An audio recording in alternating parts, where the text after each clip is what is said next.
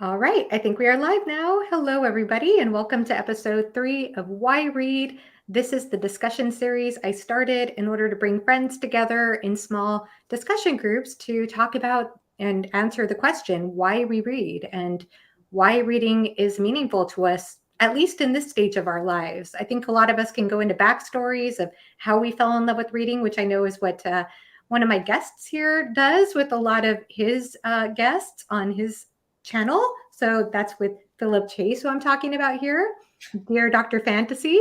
He does a wonderful series on his channel where he invites guests to talk about their sort of, I guess, their story and how they started reading literature and especially fantasy. So this series is going to go into why we read and why we choose to pick up books now when we could pick up our phones or scroll the internet or watch Netflix or pick up a video game. So that's what the question will always start with. So introducing my guests again, Philip Chase and a Critical Dragon AP Canavan. Welcome. Thank you, Joanna. It is lovely to be here. And I am looking forward to this discussion very, very much to see what we can uncover about, I guess, why we read. I love the premise of this. So I'm looking forward to talking about it. Hi, Joanna. I just want to say thanks for inviting me on. Obviously, I'm very nervous about this because my nemesis is here. And of course, you're an elvish assassin. So, I'm stuck between two nefarious evil people. But this, obviously, talking about why we read, what we get out of reading, how reading and narrative is constructed is something that is incredibly important to me. But I look at it, I tend to look at it in much bigger terms about the different ways that we interact with stories, the different ways that we interact with narrative. And so film, television, computer games, these are all, are a lot of those things have narrative and different techniques built in. So I love all of this. So while reading is my first love, apologies to my wife, reading is my first love, but oh my goodness. Oh no. She is so going to kill me for saying that. But narrative occurs all around us. And, part of the reason I love studying it is the more you understand about narrative, the more you understand about news and politics and newspapers and how people put arguments together, rhetoric, that there's a lot of those, there's an overlap between a lot of these different techniques. So that's one of my passions. It's so well said. So if I asked you, AP, like right now, what is the purpose that reading a book particularly serves for you right now? Would you say that it's because of that to analyze stories, or is it more like an escapism thing, or how is it serving you right now in your life? Well, and like so many things that I talk about, it's more complicated than that. It always is. And sorry, because it's not an easy answer. There are some books that I read entirely for entertainment, entirely for fun, entirely just I just want something light to read, to distract me or to engage with. There are other books that I read that are engaging me with something that is intellectually stimulating, as well as, that aspect of entertainment and fun, because intellectual stimulation can be fun, it can be entertaining. There are other books that I read because they teach me something. And there can be a huge overlap between all of those. And then, of course, there are texts that we read in order to learn and to teach others. And that can be fascinating. And then there'll be someone say, oh, but there's a great example of this particular technique in something. I'll go, oh, I should read that because I want to see how someone else is exploring something or using something. And, the reason for reading, it's not so much that I need a reason for reading. I need reasons not to be reading. That everything, even a simple news story online where you log onto a news website or you're reading a newspaper and they're reporting a straightforward event, and you look at their use of language, how they frame it, how they discuss it, the structure of how they put it together. If you think big headline, attention-grabbing headline, quite often sensationalized, particularly online, to get you to clickbaity, but big sensationalist headline. Then there'll be maybe a subheadline, which is a 1-2 sentence summary of the entire main point of their article. And then there'll be a bolded first paragraph, which is a slightly more in-depth summary of the whole thing. The second paragraph maybe goes into a tiny bit more detail. And then you have the rest of the article, which is overlooked and not read by 80% of the people who clicked on that article. They will read up to 2 paragraphs. And so everything is done there. And then you look at how they structure their argument, where they go through major points very early on and then more detail and expanded lower down. And that's the complete change of how you would say do an argument in law, where quite often you lead up to an irrevocable and undeniable conclusion at the end of it. Because, in examination or cross-examination, you don't want the witness to be really defensive and to derail your argument. So you ask a lot of questions to build up the evidence, and then you bring it all together at the end, and they go, "Oh, I've accidentally incriminated myself and confessed to this crime." But it's a completely different style of argument, and it's a different way of building up that narrative, say, for a jury. And so around you, everywhere, is reading, narrative techniques, rhetoric, and because of that, why I read is for pleasure, for entertainment, for education, education for myself, education for others when I'm teaching classes, and also just to see different techniques being used and to reevaluate whether or not I was wrong in the past about something, where I've gone, "Oh, I hated that book, it was terrible." And then I reread it and go, "I was an idiot back then. This book is good." I'm afraid I could say the same probably about a lot of books if I end up rereading them. Yeah. I want to know what crime AP incriminated himself for. I kind of am curious about that as well. But that is interesting what you said. I was actually thinking about that even with research articles, because with research articles, you have an abstract that kind of gives you the sort of general overview of what is being researched and the results. And you have the intro, but then you have, of course, the results section, but then you have the discussion and the implications from the results. And sometimes headlines will take sort of those implications and even misconstrue them based on what the researcher said, or maybe even the researcher interpreted something from the results that didn't necessarily have to be the only interpretation. And then that gets broadcast. And then suddenly people are saying, Mozart, listening to Mozart makes you smarter. And people start handing out CDs of Mozart. So I just find it interesting the way that affects people. And I love that you brought that up, because you've brought that up a couple of times on your channel. And I feel like maybe that's become such a passion of mine over the last couple of years as I've started to go deeper into analyzing books. And I don't know, I get some kind of weird enjoyment out of analyzing stories in addition to reading them. And I think part of it is that it also kind of helps me to look at the stories I create in my own life, whether they're about myself, because I'm really good at creating really weird stories about myself and the world around me, and sort of just being able to distance myself and realize, whether they are true or not, kind of question the validity of them and understand how I'm arriving at these conclusions, or even how people around me are making up ideas or stories, or even if they're related to what's really happening about the world around them. And I think that's a really cool thing about analyzing story. And I would say to that, one of us, one of us. Yay. Well, I mean, I definitely think your videos have been a huge influence on me for that too. And at the same time, I'm with you that reading can also just be pure fun and pure entertainment. And so I'd love to bring this question now to Philip, especially as you are now a new manga lover. And so we'd love to hear why you read and what purpose it serves for you right now. I mean, understanding you came from a past of loving Lord of the Rings, for example, being inspired by Tolkien at an early age, wanting to be a writer. But what purpose does reading serve for you right now?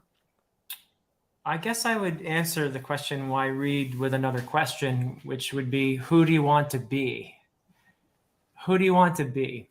Because for me, reading is about the imagination. It's about aspiration. Imagination and aspiration are two things that are, I think, incredibly important to being a fulfilled human being.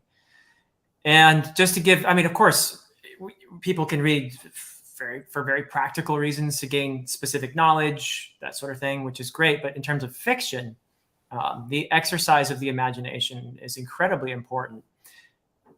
A lot of times when employers are, if you want to put it, even this can be put in practical terms, a lot of times employers are asked, what is the most important quality you're looking for in a potential employee? And almost universally, the most popular answer is critical thinking.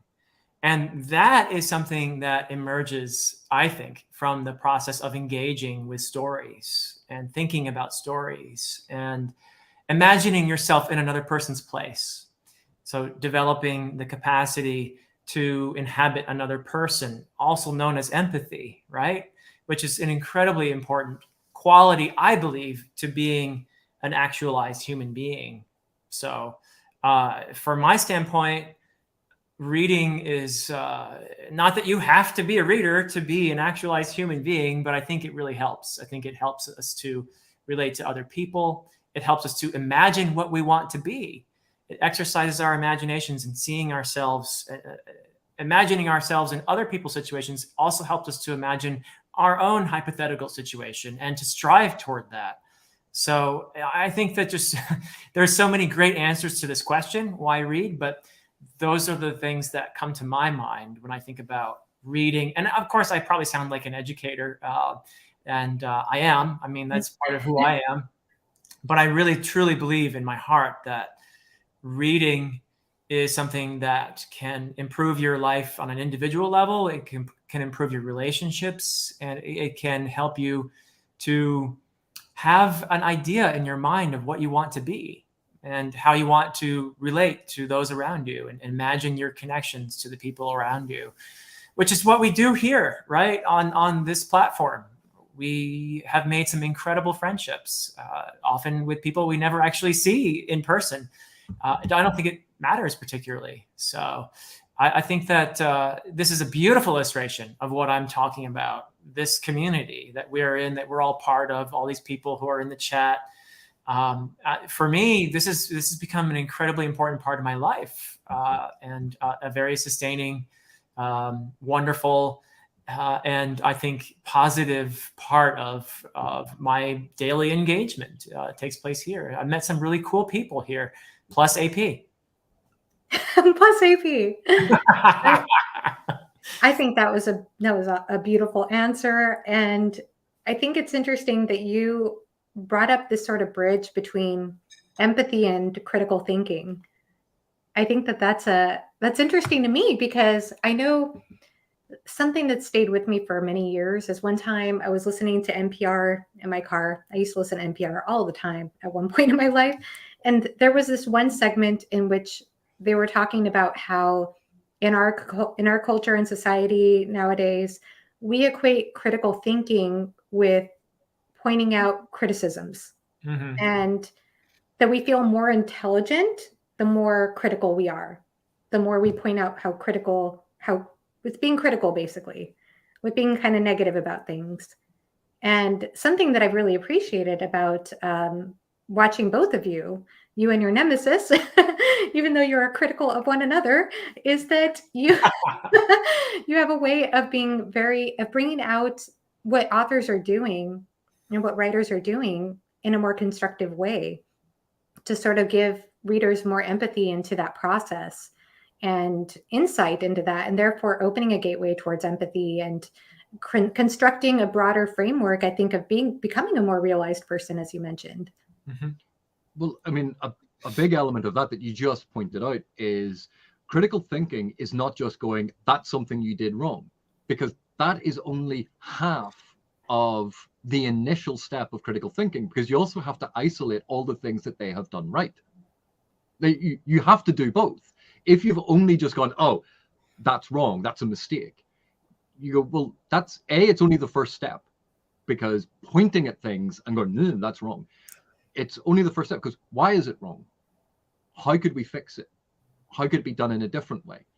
and also the step of double checking that you've interpreted it correctly.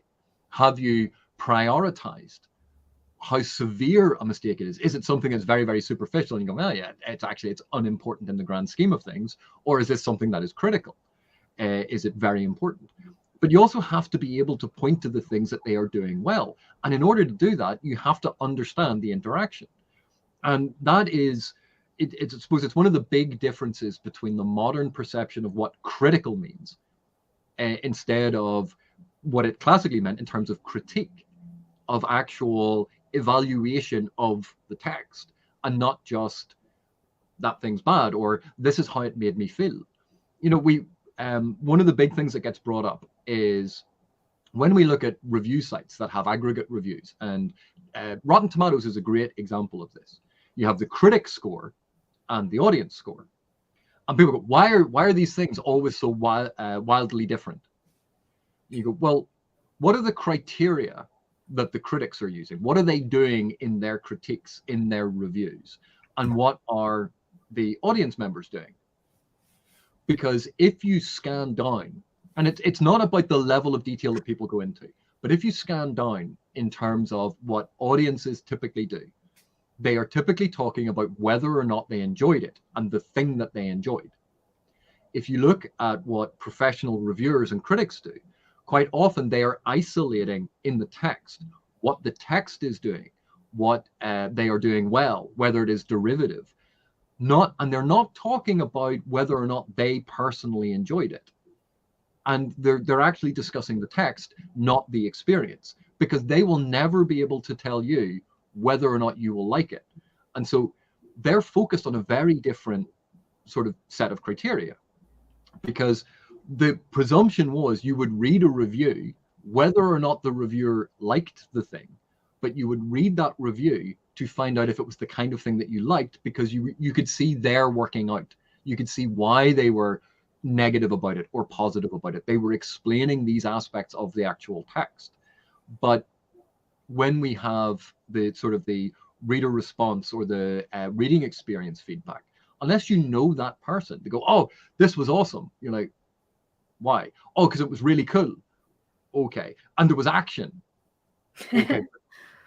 You're not, I have no idea whether or not I'm going to like this unless I know who you are. I know what your preferences are. I know how you evaluate things. But you can look at the review by any sort of professional reviewer and you'll go, well, actually, although they loathe this, I've read through their review and I'll probably enjoy this film even though they don't. But what we have kind of done is we've then reduced that to a score and then compared scores as if we are comparing like to like, when we're actually comparing two completely different approaches, two completely different evaluations of the actual thing. Yeah. Yeah. By the way, it's Rotten Tomatoes, not Rotten Tomatoes. You say tomato, I say tomato. I say that Philip Chase is Sauron. Where's your evidence for that? Oh, I have it somewhere. I just don't know how to present it. I think you can do it on this. You have to do it on Zoom. So, well, Joanna. Oh, look at there. What? Guess we figured it out. Yeah, I think everyone can clearly see that's Philip Chase as Sauron. And whistling while he works, too.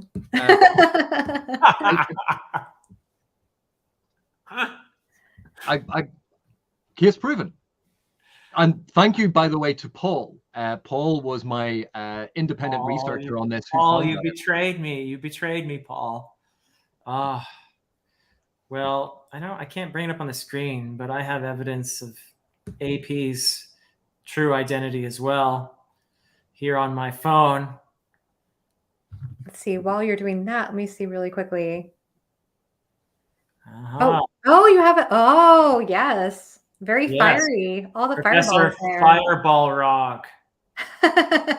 Yeah.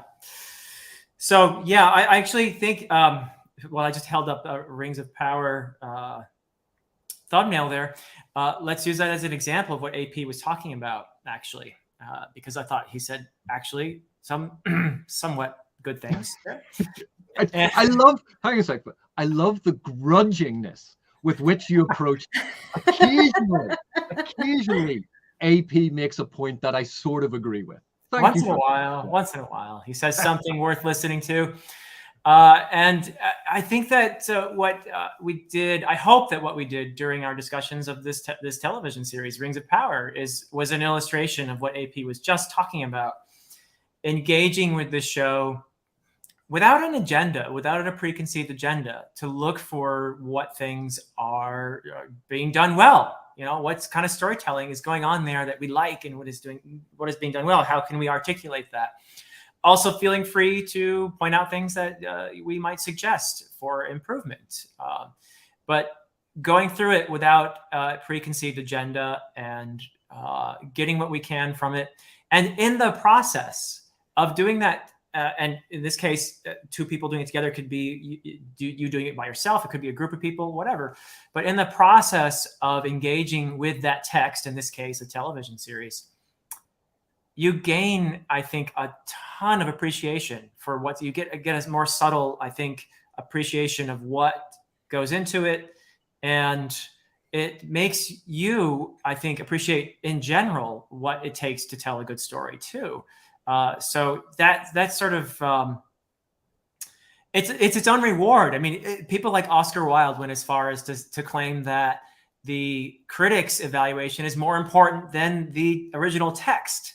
That it takes precedence. I don't know if I completely agree with that. I think he was being a little controversial. He liked to do that sometimes. Imagine that. That's wild. But I think he was making a serious point there, which is he was claiming as a critic, he was claiming an important place for criticism as adding layers to what people can get from a particular text. That there's a tradition that builds up. Like, if you go all the way back to Shakespeare's time, did Shakespeare really mean all the stuff that every critic and academic has written about what Shakespeare was saying? I seriously doubt that much of it ever occurred to him. Nevertheless, does that invalidate what all these people are saying is within that text? And I don't think so. I think that's a really rich tradition to plug into and to get even more out of what Shakespeare was doing. So yeah, I think that there's a lot for that to be said for that process, and it becomes its own reward as well. Well, and this is when we read, or when we're watching a TV show, when we're watching a film, when we're listening to a radio play, there are levels of ambiguity within a text where you are interpreting meaning. Because, a character smiles. There isn't a voiceover. There isn't a paragraph of exposition explaining why that character is smiling and exactly what they are feeling. So you interpret that smile, and you can go, I don't like that character, so that smile is smug. And because you don't like the character, you are imposing a view on the action. But if you are neutral towards that character, you go, well, the character smiled. I don't have all the information yet as to why the character smiles, so I'll see if more information is forthcoming. If you're positive towards a character, you might go, oh, look, the character's smiling, they're happy. And you can interpret it that way. There are a range of interpretations, there are a range of meanings, but some of it is self-imposed by the viewer or the reader by projecting onto the text meaning that is not necessarily there. Some of it is picking up on information in the text and internalizing that and coming to a conclusion. And all of these things can be difficult to untangle. And so when you have a negative frame with which you're approaching something, and like Philip will know this, that it's similar to what we do with various critical lenses, where we do a feminist reading of something or a colonial or post-colonial reading of something, that you take a critical framework, you take something that is looking specifically for a point, and you apply it to a text.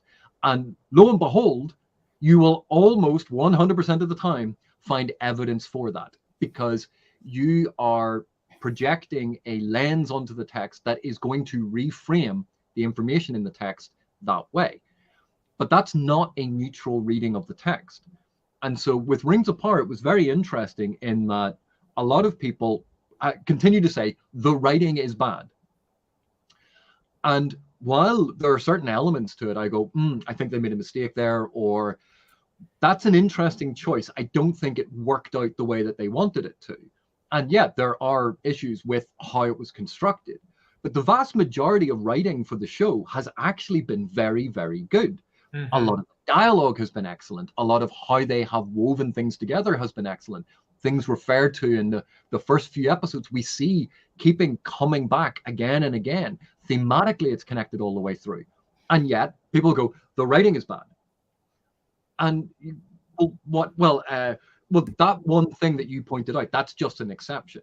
And you go, how many exceptions did Philip and I point out in our discussions before people accept, well, no, at least some of the writing is good. But if you apply a negative frame to it, you're always going to see things that support that negative frame. And so where there is something that a perception of a character, that character is smug and I don't like her, then anytime that character smiles, oh, well, that was smug. That just confirms my interpretation. And you go, there's nothing, it doesn't matter how good the acting is or what the dialogue says, they will disbelieve it. It won't hold weight. And this is something that we do, obviously, that we teach with literary appreciation and literary analysis and media literacy, that it's about reading what the text is doing, not necessarily what we want to see the text doing, because we fool ourselves all the time. And I had to admit on camera that I had misread the text because I was imposing a theory that I thought made brilliant sense. And I imposed that on the text going, well, it must be going this way. And it turned out I was wildly wrong. For the Abercrombie book? Is that what you're talking about? Well, no, this is Rings of Power. Rings of Power. Okay. We're still But I'm steering clear of spoilers because I know I don't think that I haven't watched it. Even though I inserted myself in that thumbnail. AP had to eat humble pie during our last discussion. I did sort of too, though. So. No, you didn't. You half-heartedly pretended. Well, I might have and dodged it. Well, you had apologized enough for both of us. So. But the thing is, there's nothing wrong with going, oh, actually, I misread that. Like, it happens to all of us. Like, unless you think that you are an infallible being, that you can never make a mistake. The idea that our interpretation of a text is always going to be absolutely right. You go, that's very shaky. That's a very shaky foundation to be building something on, because we know we are fallible. Therefore, it is entirely possible that how we have interpreted something may not be correct. We may have misread. Now, it doesn't mean that we do, but we can. And there's nothing to be ashamed about in any of that, because we're all human. We all make mistakes. We all have bad days. We all have lines that we have missed, or lines that we didn't think were important that are actually very important, because there aren't always big red arrows pointing to something going, this is the important thing. But we live in a society and in cultures that we are very time poor. And therefore, a lot of what reading requires of us, we tend to move closer and closer to something that is easier to assimilate, that we can do and keep track of with only half of our brain, because we're time poor. We're trying to cram it in. Reading is a time-intensive hobby, and one that can be very expensive in terms of time as well as money. And time is a commodity these days. Mm. And if you think of like audiobooks, I know people think that I don't like them, but audiobooks are a great way of engaging with narrative. But the number of people who listen to audiobooks usually say that they listen to it while they are doing something else. And I've certainly done this in the past as well. And there's certain texts that work really, really well for that. But other texts that are more difficult, either you have to be really familiar with the text before you listen to it while you're doing something else, or you have to really develop that skill. Because if your attention wanders while you're listening and it wanders onto something else, you realize that you might have missed the last 30 seconds, 45 seconds, minute, 5 minutes of what was actually happening in the text. And therefore, texts that don't rely on you constantly paying attention work really, really well as audiobooks, or texts that you're familiar with, that you can backfill when you have zoned out or when you were focused on something else and then snapped your attention back. Those work really well for audiobooks. But complex texts you can listen to and then you go, right, I need to listen to it again. And then I need to listen. The same way that we read and reread. So there are lots of different ways of approaching this. Yeah. And I guess different readers kind of want to get different things out of text. So they are trying to get to the major points. And so they, and some readers kind of want to go more into detail and close reading with their reading experience. Yeah, it's interesting about the audiobook thing. So I do go through phases where I get really into audiobooks, and then I go through phases where I really I cannot be bothered to listen to an audiobook. I'm in that phase right now. But at the same time, I have used audiobooks sometimes to, like, I recently read The Darkness That Came Before, and I pretty much read the entire book visually, but I did have the audiobook already available, and I listened not to the whole book, but I listened to certain passages that I had already read and for some reason it was really weird and maybe it's just the type of prose that Baker has. I was able to get certain things popped out to me more when I listened to it after reading it, if that makes sense. And I know I read it. Like I remember seeing that when I read it, but for some reason it just kind of it sort of had a deeper impact on me, or not a deeper impact. It just sort of stood out to me more. And I thought that was interesting. So I think that it could be kind of useful in that way, just helping you kind of sort of notice certain details in more an attentive way if you use it in a reread in that way. Well, I was going to do a video on a sort of a topic here, but I'll show you a slide that I was going to use. Okay. So, right. Now, obviously, the very first sentence, very clear, simple, straightforward sentence. The farmer walked into the hatchery. So in your head, you're thinking a farmer, maybe you assume male farmer, but not necessarily. But quite often, that's an assumption we make, which is revelatory about a gender bias that we have in our reading. But the farmer walked into the hatchery, and you think, oh, so it's a farmer, and you're probably assuming something to do with chickens, because it's the most common way that we think about eggs, all that sort of thing. But if we change it to a farmer walked into the hatchery, so this is just a very simple change. Instead of the farmer, a farmer. And now suddenly you're recognizing that there could be multiple farmers, that it's not just singular, that there are multiple farmers, but there's only one hatchery. It's changed the emphasis ever so slightly in that sentence. Then the farmer walked into a hatchery. Again, now there's one farmer, but there would be multiple hatcheries. And then if we look at that last sentence, a human walked into the hatchery. Now, we have assumed all the way down that this farmer was human. But if we change it to a human walked into the hatchery, so it's still agreeing with the previous ones, what is it implying? It's implying that this is now a science fiction or fantasy story because it's implying other races. Why are you pointing out that they are human? Why is that important information? And so it's not just about what the text is saying, but it's about the implication behind the text. It's what they sort of the implied or subtextual information. And by focusing on a human walked into the hatchery, now we're not even sure that the hatchery has anything to do with chickens. It could be aliens, or it could be something else entirely, because calling the character a human suddenly creates all of these implications and subtext. And it is one tiny change. How about a critical dragon walked into the hatchery and all the eggs got scrambled? Oh, no. But, something as simple as that, when people say, oh, I don't care about the prose.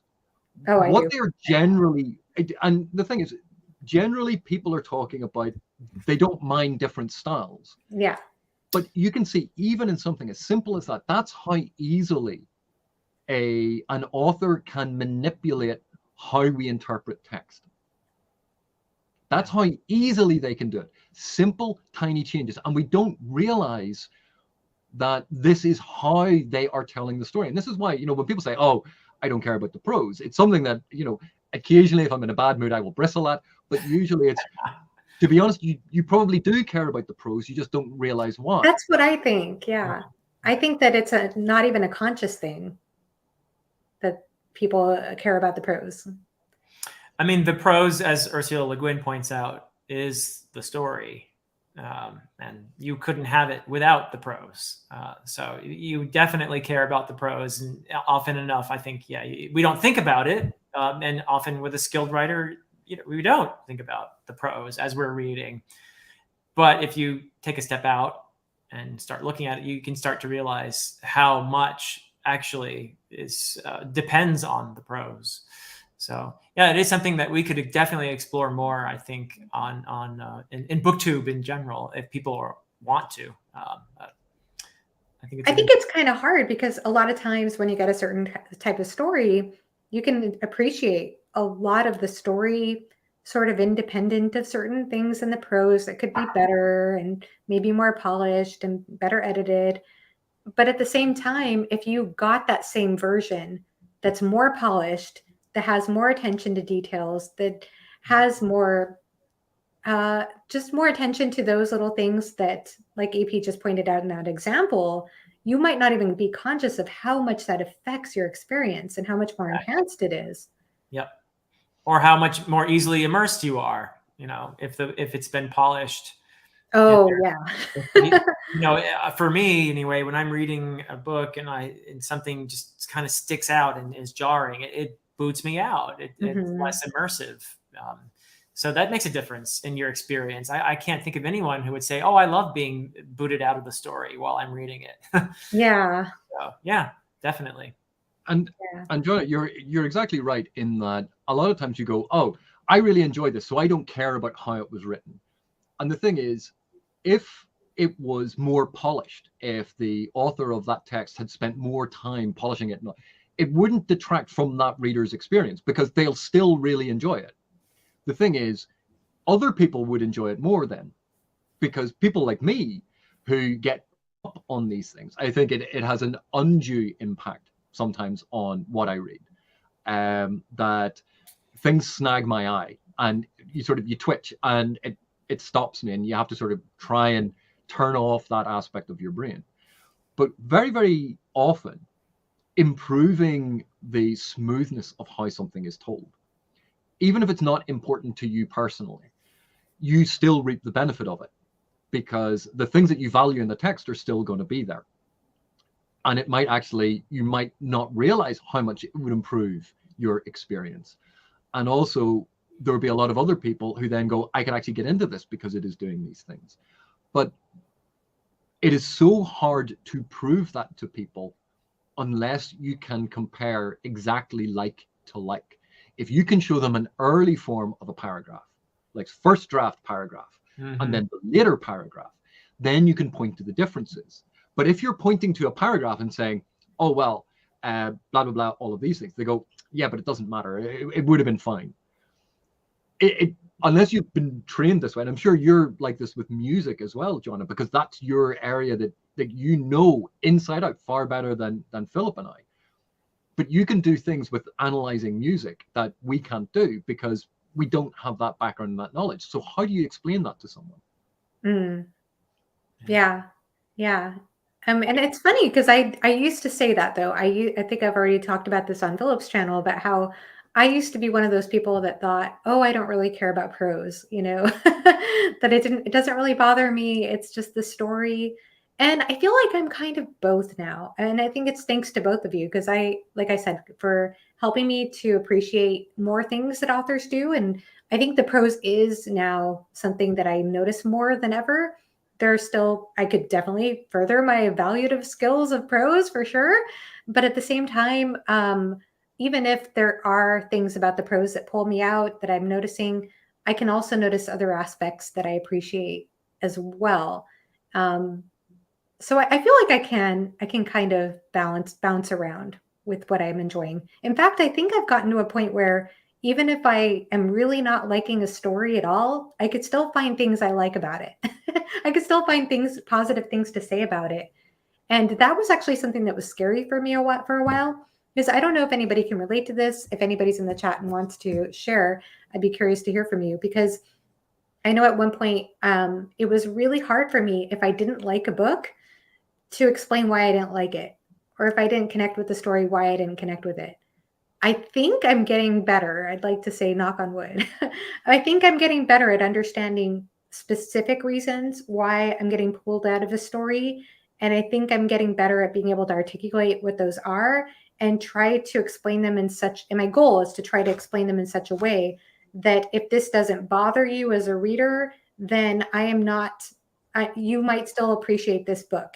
And it's actually a compliment to me if I do a review and I have critical things to say about a book and somebody says, I think I'd really enjoy that book, because that means that they understand what my things were and they realize those are things that wouldn't bother them. So I find that interesting though, because honestly, before I started a channel, as a viewer, I watched a lot of BookTube videos. At the end of the year, a very common type of video that people put out is a most disappointing books of the year type of video. Oh, yeah. And I used to steer clear of those. I'd never click on them. I hated seeing them in the feed. I'd say, why would I want to watch your most disappointing books of the year? Like, what value am I going to get out of that? And I always avoided them. I hated them. I I didn't watch them, so I wouldn't even know if I hated them. I just knew that I was unattracted to even the concept. And now this last year, I did start watching them because I was curious about how different people would articulate the specific reasons why they didn't connect with certain books. And I actually learned a lot from watching some of those videos. Does this mean, Joanna, we're going to have some saucy content on your channel? I don't know. Crappiest books of 2022. I think anybody who watches me knows and I'm trying to get a little less, I don't know. I try to be, I'm a little bit cautious, I guess. That's what one friend told me about my videos. I asked them for some feedback on my reviews or on my videos. And a good friend said, I think you're doing wonderful. The only thing I would say is that maybe you're a little cautious. So I don't know if that's a good thing or a bad thing. But I do err on the side of caution because I think I do try to, I know you've talked before, Philip, about how you always try to be empathetic towards the writer, as though the writer were watching your videos. Yeah. I've tried to do the same thing. I don't know if I've always succeeded at it, but I think it is something I do value. Probably you've been an influence on me for that. Oh gosh, well, poor thing if you've been influenced by me.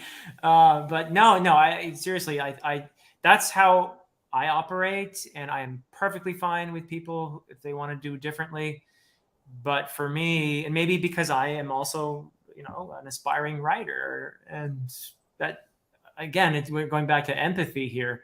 That doesn't mean you don't say critical things. I mean, I'm assuming that if I say something that is critical, in the sense that AP was defining the word critical earlier, if I'm saying something critical about your book, I'm doing it as a way of being constructive. I don't mean to tear down the book. I don't want to insult somebody. But what book is perfect? I mean, there is no single book ever written that is perfect. So there's always something to say. Sometimes it is more subjective, but sometimes I think if an author hears a certain piece, like, okay, you, in this particular section of this chapter, you stepped out of the narrative perspective that you had established. And that's going to throw off some readers. And that author might, oh yeah, I guess I did do that. That's something I can work on, in the future. As a writer, I would want to hear stuff like that. And of course, you're going to hear a variety of things. You're going to hear sometimes contradictory things, but you take all of that and hopefully you can construct a pattern out of it. And you can see, okay, this is something I want to work on. This is something I can improve as a writer. And that takes a certain amount of humility for sure. But I think that's a gift that people, if they're being sincere, if they're just going out there and saying, oh, I hated this book and blah, blah, blah, and not really giving any, or even attempting any analysis behind that position, then I don't think it's particularly helpful. So, yeah. Yeah. That comment by Raf there, I think, is really, really important. Yeah. Okay, let's read it out loud really quickly. A book is like a piece of music. The story is the melody, but the language is the instrument it's played on. And a virtuoso will use all the little flourishes that make it much more enjoyable. Nice comment. And One of the reasons why I think this is a really important point is something I try to express on my channel when I discuss narrative. Narrative is made up of a lot of different elements. It's not just story being told to you. That is an overly simplistic way of thinking about narrative. Narrative is setting, tone, style, the prose used to express things, the subtext, themes, as well as the narrative events and the characters. That it's everything together. So if you can imagine someone going, oh, story is the most important thing, and as long as the story is good, it doesn't matter how it's expressed. And you go, okay. So using Raf's analogy, you can have an absolutely stunning melody, and you go, that's my story. This is the story I'm telling. And in your head, it's a giant orchestra, everyone playing together and bringing it together into this wonderful crescendo. Or it's some person on a kazoo, and you go, right, they're playing the same melody, but what you want is everything together. You want all of the elements working in concert. If it's someone on a kazoo, you go, great, you have a fantastic melody. Can you do all the other things as well? Story is just one part of it. The narrative events are one thing. How they are expressed is another thing. The characters involved in it is another thing. The setting, the style, all of it has to work together. And then someone goes, oh, well, by story, I mean like the overall package. You go, yeah, but it is made up of these different elements, and all of it is communicated to you via the prose. That is how it's communicated. And if it's the equivalent of someone on a kazoo, that is going to be miserable, even if it is the world's greatest story involving the most fantastic characters doing the coolest things in the best setting in the world. None of that is going to matter if it's on a kazoo. Hey, wait a minute here. I play a pretty mean kazoo now. Were you talking about me? Were you talking about me? Of course not. But also, like, you usually break up the kazooness with whistling. And at least there's two strings to your bow there, Philip. And so, but that's why when I try to discuss narrative, when I try to explain these things, it's quite often we can be completely unaware of how these different things interact, because we're making an assumption about, well, it's just this one thing. This is the thing that I really valued. And you go, that's the thing you noticed. But if you don't notice how it's done, what we end up doing is we overly privilege one aspect. And we don't realize that it's actually the only reason that we really enjoyed that is because all of these other things were holding it up. They were raising it up and holding it in place. That the interaction between the elements and how they are brought together, that is incredibly important. And so often, great authors, we don't see how they did it. Yeah. And being aware of these things, it opens up a whole world of experience and literature to you. And the great thing about it is that I have learned is back in my early days when I was just a wee young thing, I was absolutely certain about a lot of stuff. And then, as I learned more, I realized, no, actually, I don't really know as much as I thought I did. And I became less certain. And then suddenly I did more study, and I went, you know what? I know nothing. Jon Snow knows more than me about narrative, because yeah, I realized how much there was to there's know. so much. And sometimes I think we look at great works of literature and we have two warring sides. One is Emperor's New Clothes syndrome, because we all know that, oh, well, everyone says it's great, but the only reason they say it's great is because Emperor's New Clothes. They say it's great because they've been told it's great, and they're just excusing it. And I think it's rubbish. So it's Emperor's New Clothes. I'm the only one willing to be honest, willing to tell the truth. This is rubbish. None of it is done well. And that's one way to think about it. The other way to think about it is, if a whole load of people say that something is really good and is a brilliant example of this and does this thing really well, and I can't see it, maybe I'm not as well read or as experienced with this as I thought I was. But it is very difficult for us to admit that we aren't as smart or as talented or as well read or as experienced. And we may be wrong. It is very difficult to admit that sometimes, because we are so sure when we read, because it is internal to us. We have interpreted it is in our minds. We are so sure that we are right. Right. That it can be very difficult then. We go, oh, this is rubbish. Why does anyone ever say this is good? You go, there's a reason. Maybe. No, it could be Emperor's New Clothes. It could be something that is blown out of all proportion. Or it could be that we didn't get it. And there's no shame in that. Not every book is for us. But that's why I think talking about things in a simple binary of it's good, it's bad, is rarely useful in any way. And trying to unpick what something is actually doing, how it does it, how it comes together, it can be revelatory. Yeah. Yeah. And by the way, I just also want to say really quickly, Philip, when I was saying that I was probably influenced by you, I'm not saying that you're overly cautious in your reviews. I just want to make sure that I came across it that way. But I totally agree with you, AP, and it's interesting because while you were saying that, and the reason I also backtracked to that was that another way I think that Philip probably influenced me a little bit is I gave up reading books. And that was something I actually have been on the fence of for years. I never felt comfortable with being a book reader.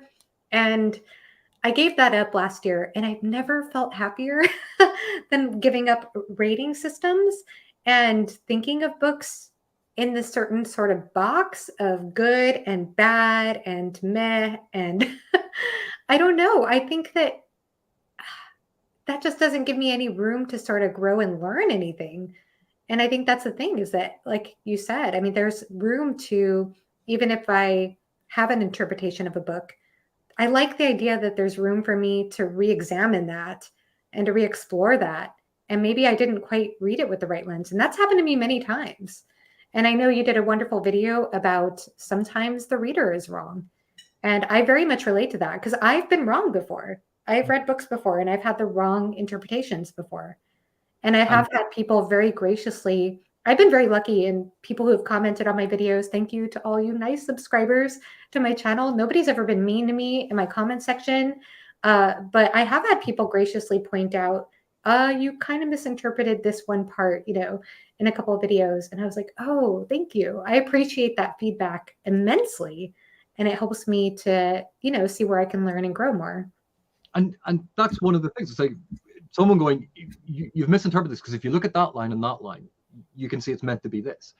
And that isn't saying that you didn't read it the way that you did. Your reading experience was that you read it a certain way.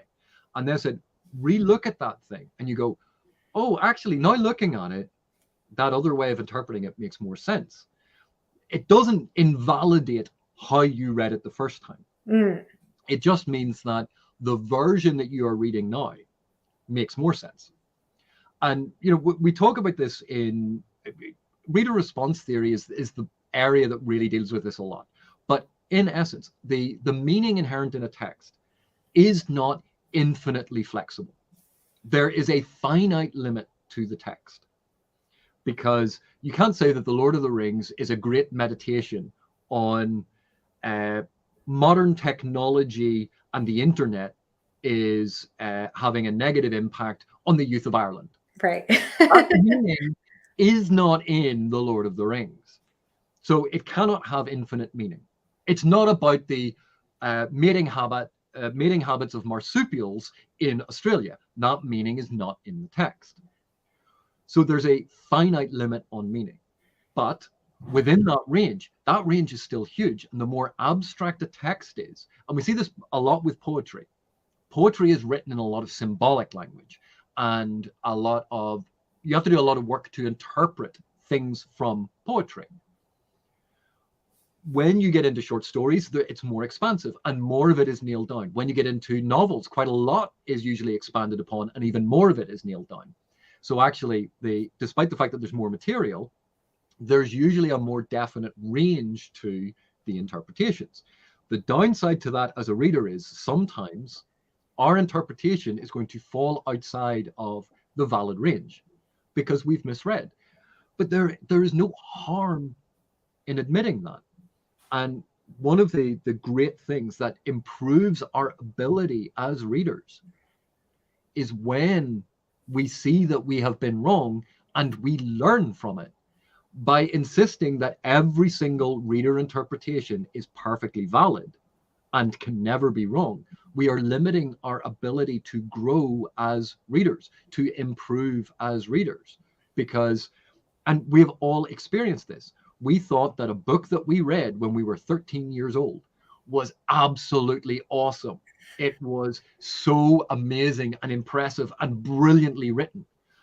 And we pick it up now and go, was I on drugs back then?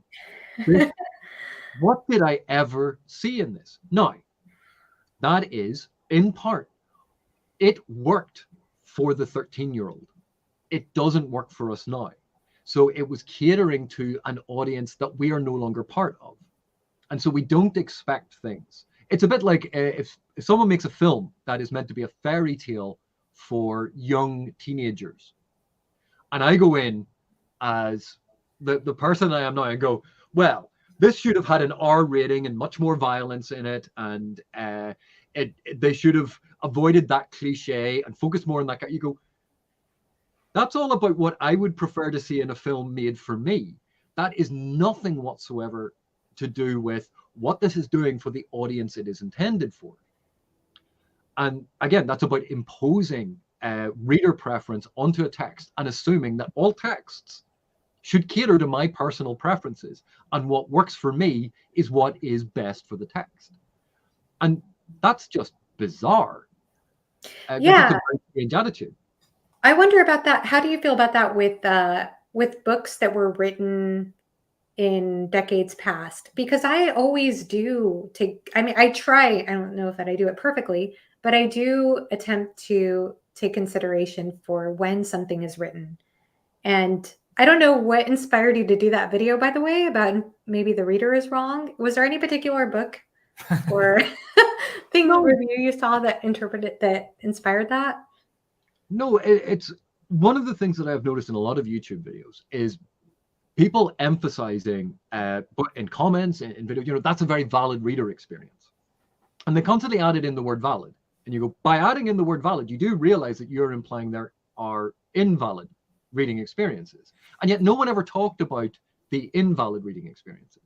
And so I wanted to explain that it is not a bad thing to admit that we have misinterpreted. It happens all the time. It's why when we were back in school, if you ever took an English literature class and the teacher was explaining a poem and you go, I just don't see it.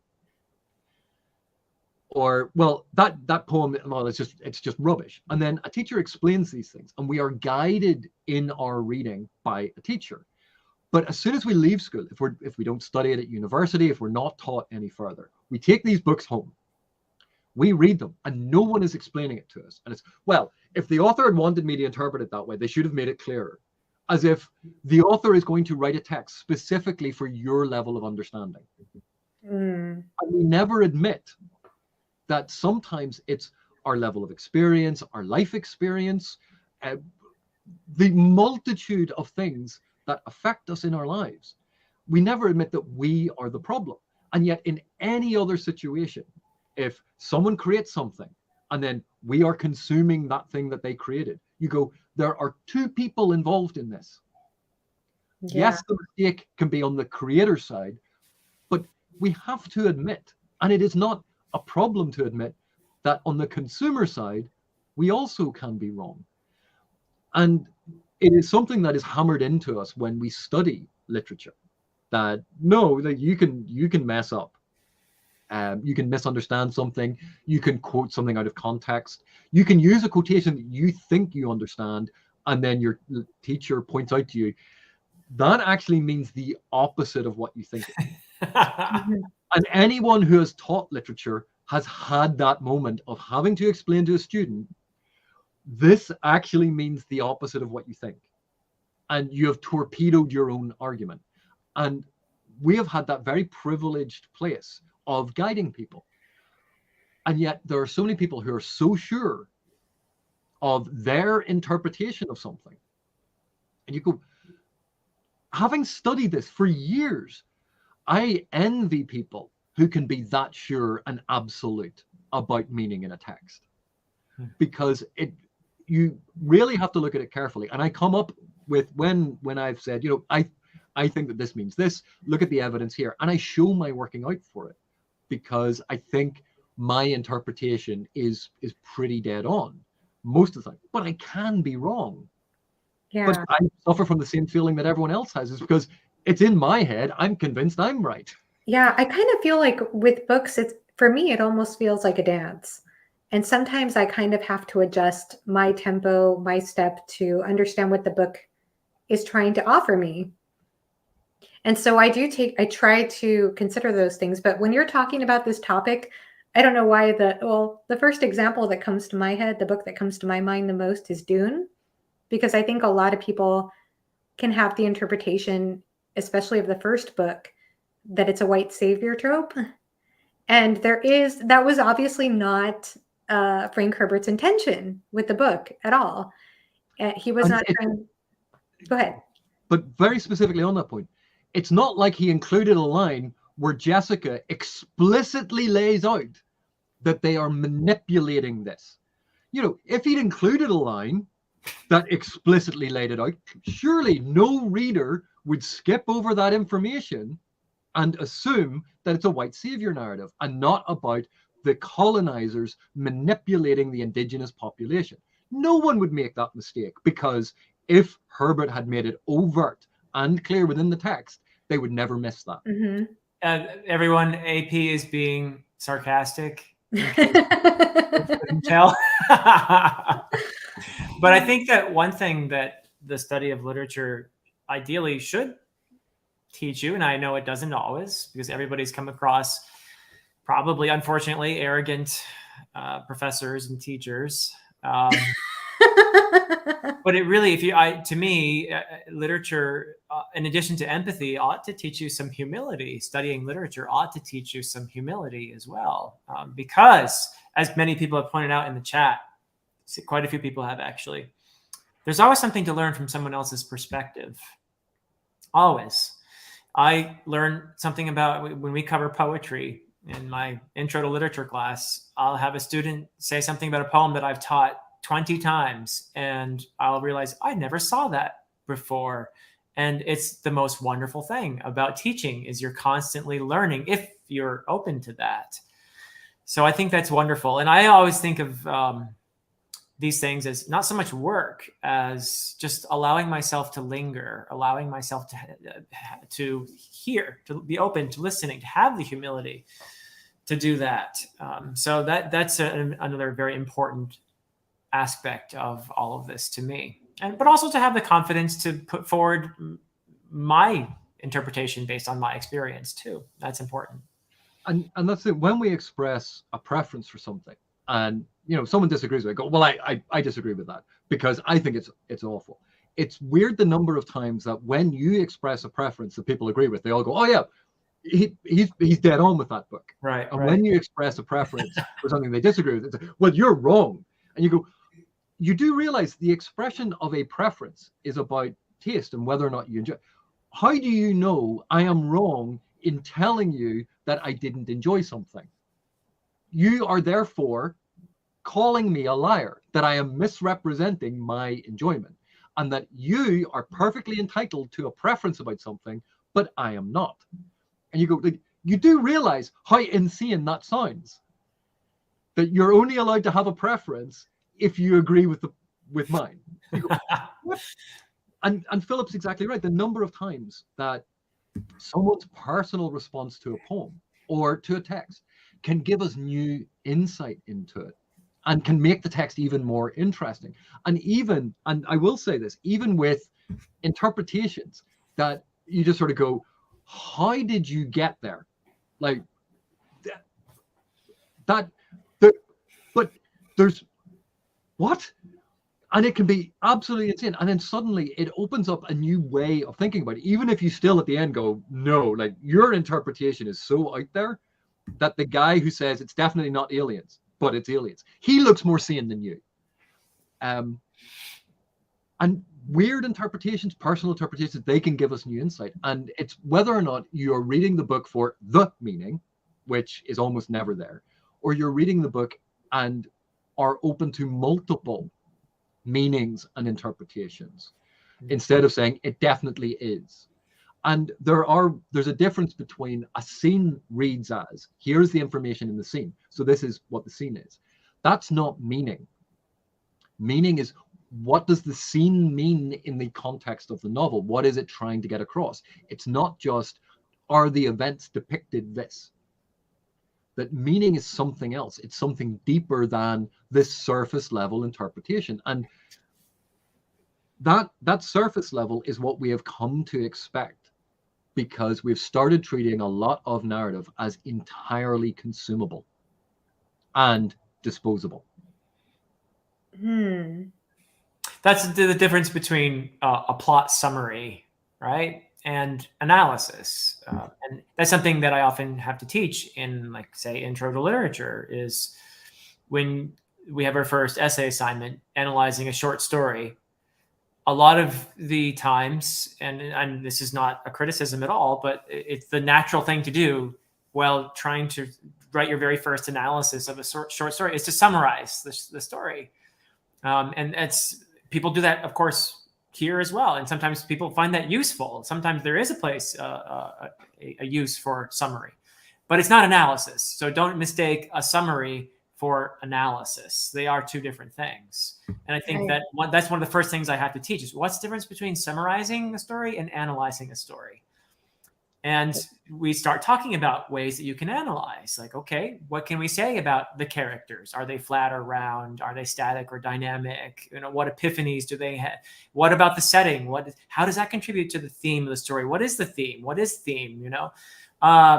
Symbols. We talk about all these different elements, and then you realize, okay, this is what analysis means, is taking all of these elements and looking at how they work and often contribute to one another, because they do interweave as well, particularly when you're talking about theme. So that's one of the first things that I try to do in the class, is to basically establish, okay, here's the difference between summarizing a text and analyzing a text. I love that. And first, I really quickly want to say thank you so much to Michael. That is so sweet of you. This is my first super sticker, so thank you so much. I was just saying, you'll have to excuse me for a second. I have to disappear for 2 minutes, but I will be right back. Oh, we're timing it. 2 minutes. We're counting down. Yeah, so I love what you said about that, because I've thought about doing a video, and I might do it. I'm not sure. I might have to if I announce it here. But I've been thinking about doing a video on analyzing some booktuber review styles, because I know that people constantly say that reviews do terrible with the algorithm, that nobody watches reviews. I love watching reviews. I love it.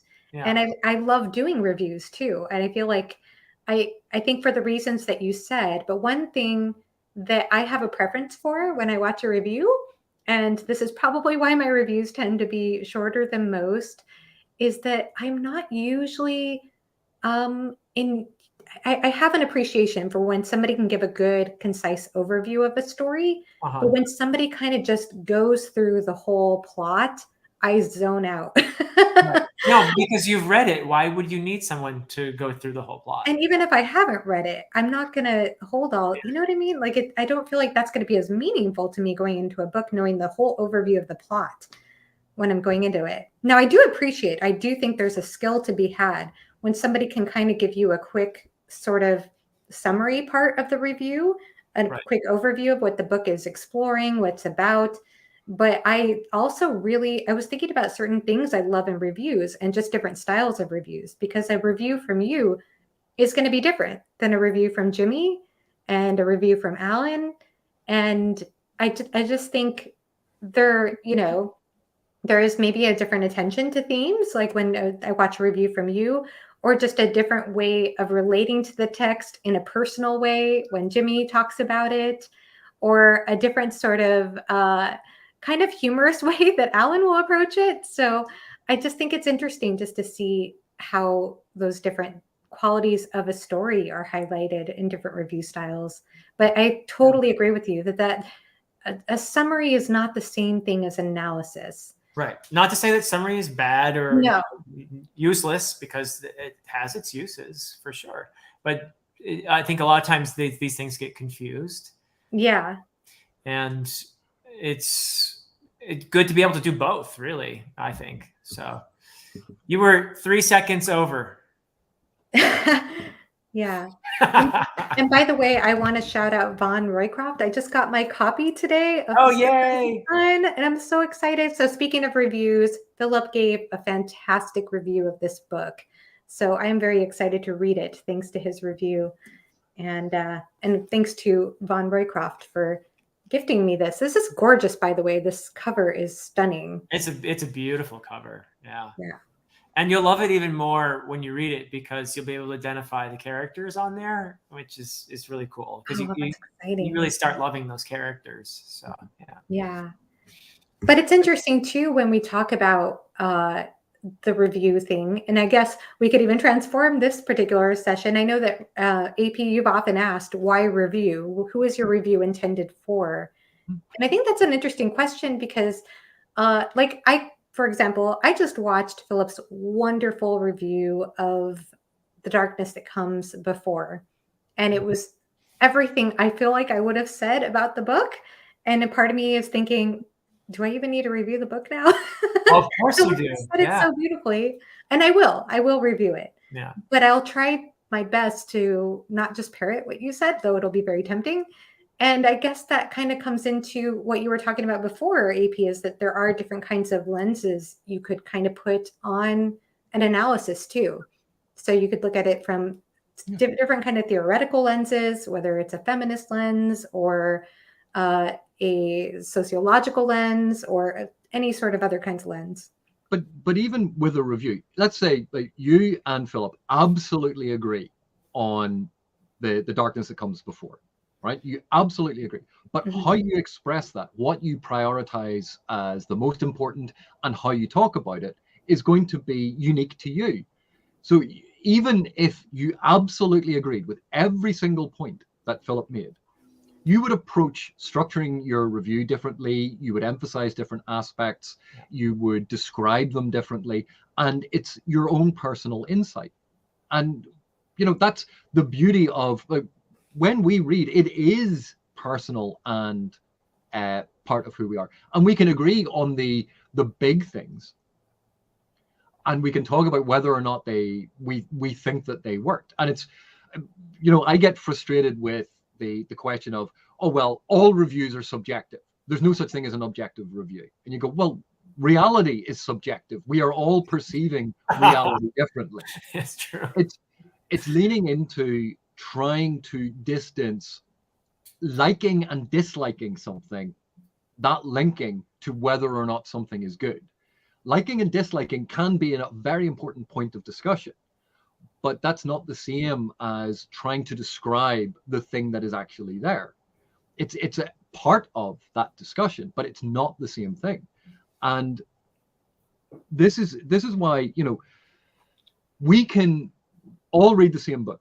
We can all agree it is about this general principle. It is exploring this theme.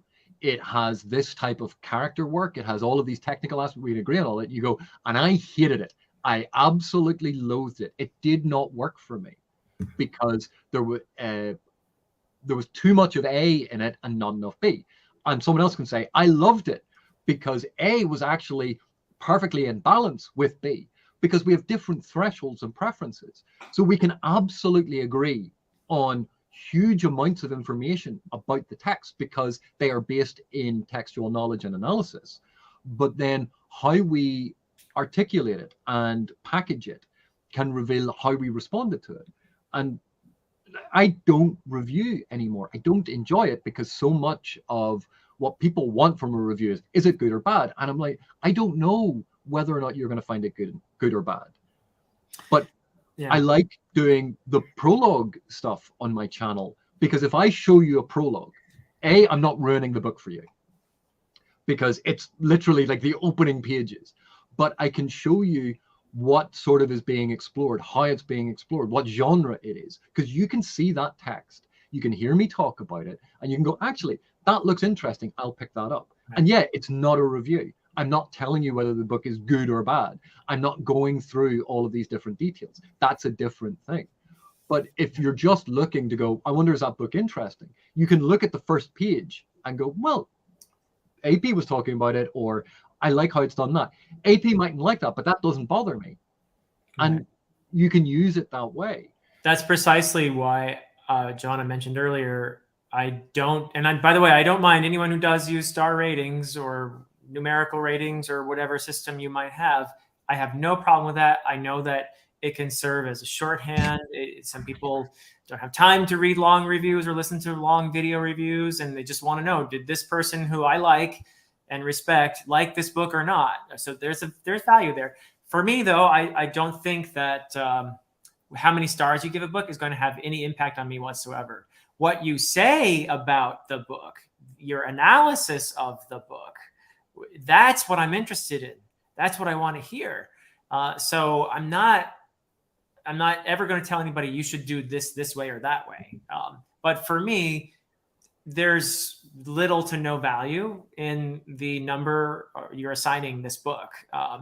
And to me, that's more or less whether you're saying you like it or not, or how much you like it on this scale of 4 or 5 or 10 or whatever it might be. That's fine. If that helps people to organize themselves, or the people get value from that, that's great. But for me, I'm much more interested in your analysis and what more specifically did work for you, what didn't. And that's where I'm coming from when I'm looking for somebody's experience with the text. So yeah, I find it so liberating not to use star ratings. So liberating. And and I have to say that when I do watch people who give reviews and use star ratings, I tend to prefer, this is my own preference. And again, I'm not also telling people what to do or how to do it. And if you want to use star ratings, more power to you as well. I will say, as a viewer, my preference is kind of like what Alan does with his star ratings, where the rating is at the very end.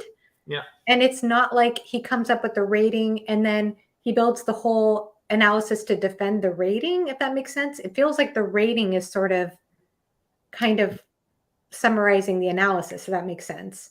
Does that make sense? Because I feel like, okay, 4 stars, then I have to kind of tailor everything I say to define this rating, right? Rather than, I'm just expressing an analysis, and this is in giving a full evaluative thoughts about what I thought about this book, and then maybe the rating is sort of describing that overview. I don't know. I just feel like it's different.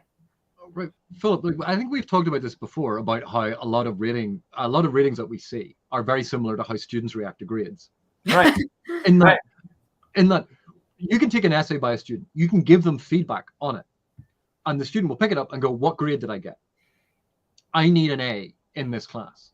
Right. And you go, well, if you need an A, then you need to understand the work to an A's level of understanding. No, but I need the A. What do I need to do to get the A? Know the material well enough that your articulation of the material is of an A standard. Yeah, but how do I do that? Learn the material. Yeah. But they fixate on the numbers. They fixate on the grade, and they're not paying attention to the things that can help them increase that. And when we think about, and it's not their fault, by the way, AP. No. I feel like the way the whole system is set up, it's the way that we have implemented this system and propagated this system, and it has dominated the system.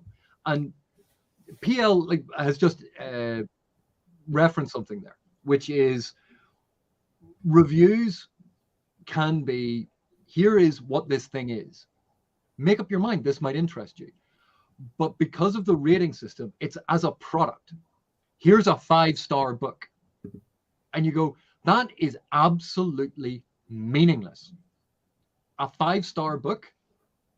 What book is going to be 5 stars for every reader under the sun? None. No book will be 5 stars for every single reader. Calling something a 5-star book is a marketing scheme for a product. It is not a review of the material. It is, I loved this thing. Or, well, you know what? This was exceptionally well written. But people fixate on the end result as if it is the defining characteristic. And you go, no, it is a way of trying to show, to create a numerical response. And this is something that developed in literary criticism that I loathed, which was this whole trying to mathematically prove things as if this is going to be the be all and end all. And yeah, it's very simple and easy to promote. 5 stars. That's easy for everyone to see. It looks great. It's how you sell something. But ultimately, that for art, which is what literature is, art is not a product, even though we keep trying to turn it into that. Art and literature involve a personal experience, which is going to involve a range of responses. And trying to treat it as if there is an absolute objective mathematical certainty that this is a 5-star book is so frustrating, because it's not about the text anymore. It's about selling it as a product to someone else. It's about the commodification of art. And I know that authors have to live in this capitalist society. Yeah, Authors have to make a living, which is one of the reasons why I get so frustrated when people say, oh, you know, if you get the ebook, you can read it and then return it within a week and they won't charge you for it. And you go, congratulations, you're just stealing from an author. If you want to do that, go to a library. At least an author gets paid if it is taken out of the library, up to a certain value for whatever library loans that year. But at least they get paid, rather than abuse this system that ends up costing authors money. You know, oh, I loved that book, it was great, but I returned it within a week, so I didn't have to pay for it, and the author suffers as a result. That it stuns me that people can be readers and yet treat authors that way. Yeah. Vaughn is right there in the chat. Capitalism loves a numerical evaluation. I mean, we are just surrounded in data and numbers being applied to all sorts of things, and it sucks the life out of everything from my perspective. And as an educator, I mean, I'm very open about the fact that you used the word liberating, Joanna, earlier. Mm-hmm. That's how I felt about my undergraduate education, where I got my bachelor's degree, because there were no grades there, and I found it liberating, because the only reason I was there was to learn. I didn't care about my grades. I didn't have one. So I didn't have to think, what do I have to do to get an A? All I cared about was, what am I learning? You know? Well, you know, it's interesting that was the case for you, because my husband at the university he works at, he said that he has students he sees. He's a counselor there. And he knows of certain professors there, I guess, who have said there is no grade, you know, and the students have anxiety. They go to counseling because they have so much anxiety not knowing what to do because there's no grading system. Like, so I feel like it's like this weird systemic thing, like where we don't know how to function without a numeric. Yeah, it's a lot of people aren't even capable of thinking about education without grades. It's just their minds can't go there, because that's how we've been conditioned to think of equating education with grades, which is unfortunate, I think, because grades don't really encourage deep learning. They encourage bulimic learning. But it's even when people say, oh, you know, I use a 5-star system and I give it 3.5 stars. You go, you're using a 10-star system. You just gave it 7 out of 10. That's true. You know, oh, I wish we could give half stars on this. You go, well, just mark it out of 10 then. Or why not mark it out of 100? Why not mark it out of 1,000? You can be even more. And the more that you increase that gradient, you go, oh, look, we can actually have a range. But because we try to distill it down to this overly simplistic, overly reductive, dumb consumer response to, yeah, this is 5 stars. You go, it's all about the selling experience. And you go, you know what? They're meaningless. The actual review part of it, not the rating, the review. The review is always going to be far more useful and interesting and revelatory than whatever number of stars. It's just, as someone who loves books, as someone who loves narrative, I really do get frustrated with this need to put a number on it. It's so frustrating, because unless everyone is using the same criteria. Right. And there is a rubric published with it to go, here is your rubric. Where does it fall on these things? Unless you have that, you cannot compare a lot of these things. Like I was saying about the Rotten Tomato site. Sorry, Philip, tomatoes. Oh, When people compare critical reviews to user reviews, and you go, none of the users are using the same system. The critics are all tended to be using the same rough framework, but at least they have links to their full review where they explain their working out, and you can then understand how they came up with their rating. But a lot of user reviews, when you look on IMDb or all these different sites, and you look at the comments, and you just go, this person clearly doesn't know what they're talking about. So why would I listen? They gave it 10 out of 10, but they know absolutely nothing. Why would I listen to them? This person gave it 7 out of 10. They seem to have some well-reasoned points. That's maybe more accurate. But we just go, oh, well, I just looked at the aggregate because if enough people say it, then that's clearly true. And you go, no, that's not true. Oh, if enough people voted for that person, that means that they're great. You're like, oh, God, no. We all know that that doesn't happen. That sometimes what the person has tried to sell the people is what they want, therefore they vote for them. Nothing to do with the quality of the candidate. So all of these things are, it's frustrating for me, which why I don't do it, why I don't get involved in it. And I try to approach, as Philip and I did with Rings of Power or Wheel of Time, we try to talk about what's there.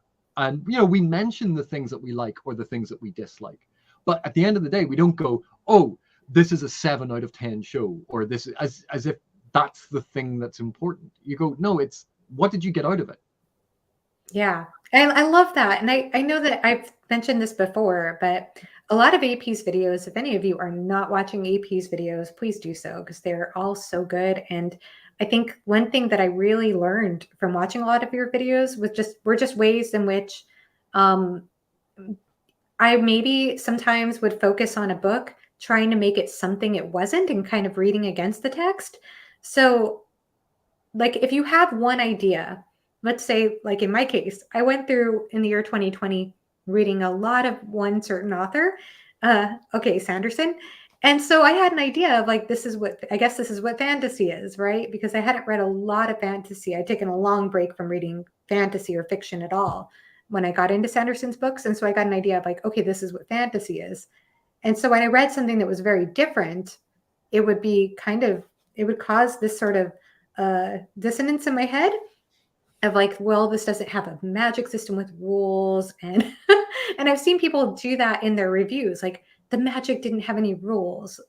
This book failed, you know? And so it's just this idea of trying to expect books to be one specific way that I think really does us a disservice in our reading experience instead of being open to different kinds of ways that narrative can be framed. And yeah. The classic example I have of this is back when I was teaching and I used the book Twilight by Stephanie Meyer in a class. And it meant that I had to read the whole Twilight saga. Yes, I did. And it wasn't for me. But when we were discussing it in class, and people were going, oh, this is a terrible vampire story. And you go, well, yeah, it's a terrible vampire story. It's a terrible horror story. It's, there are a lot of things it does really, really badly because it's a romance.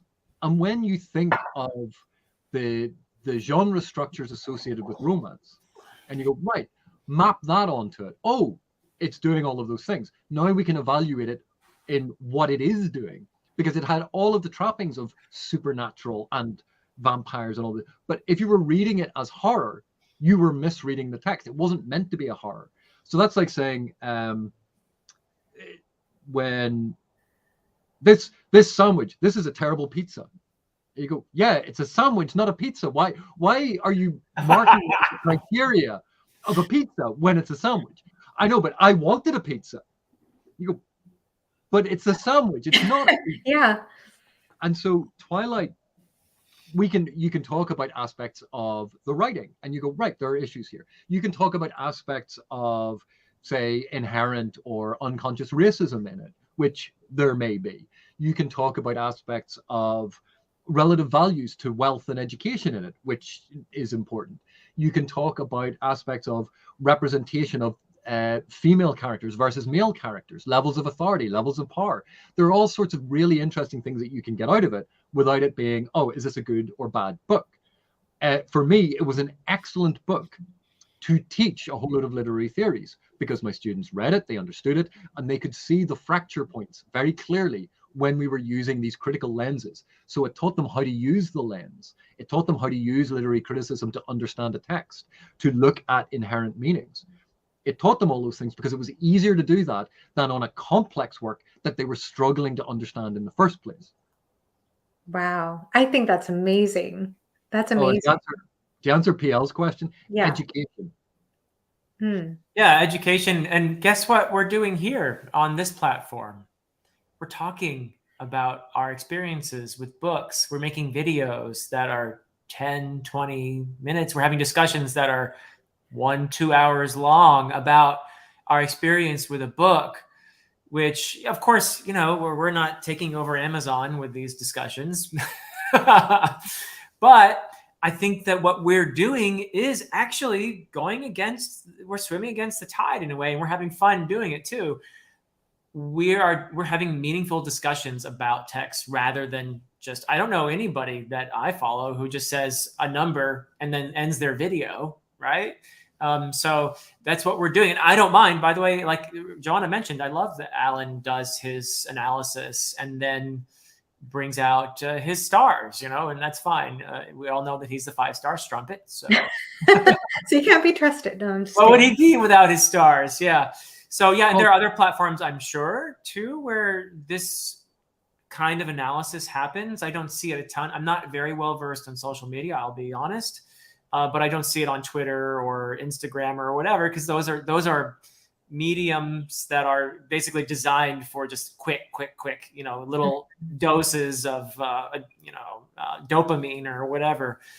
But what we're doing here is definitely, to me, very counter to a simple numerical rating system that we categorize things by. We are discussing these things in a way that is much more, to me, much more meaningful. So yeah.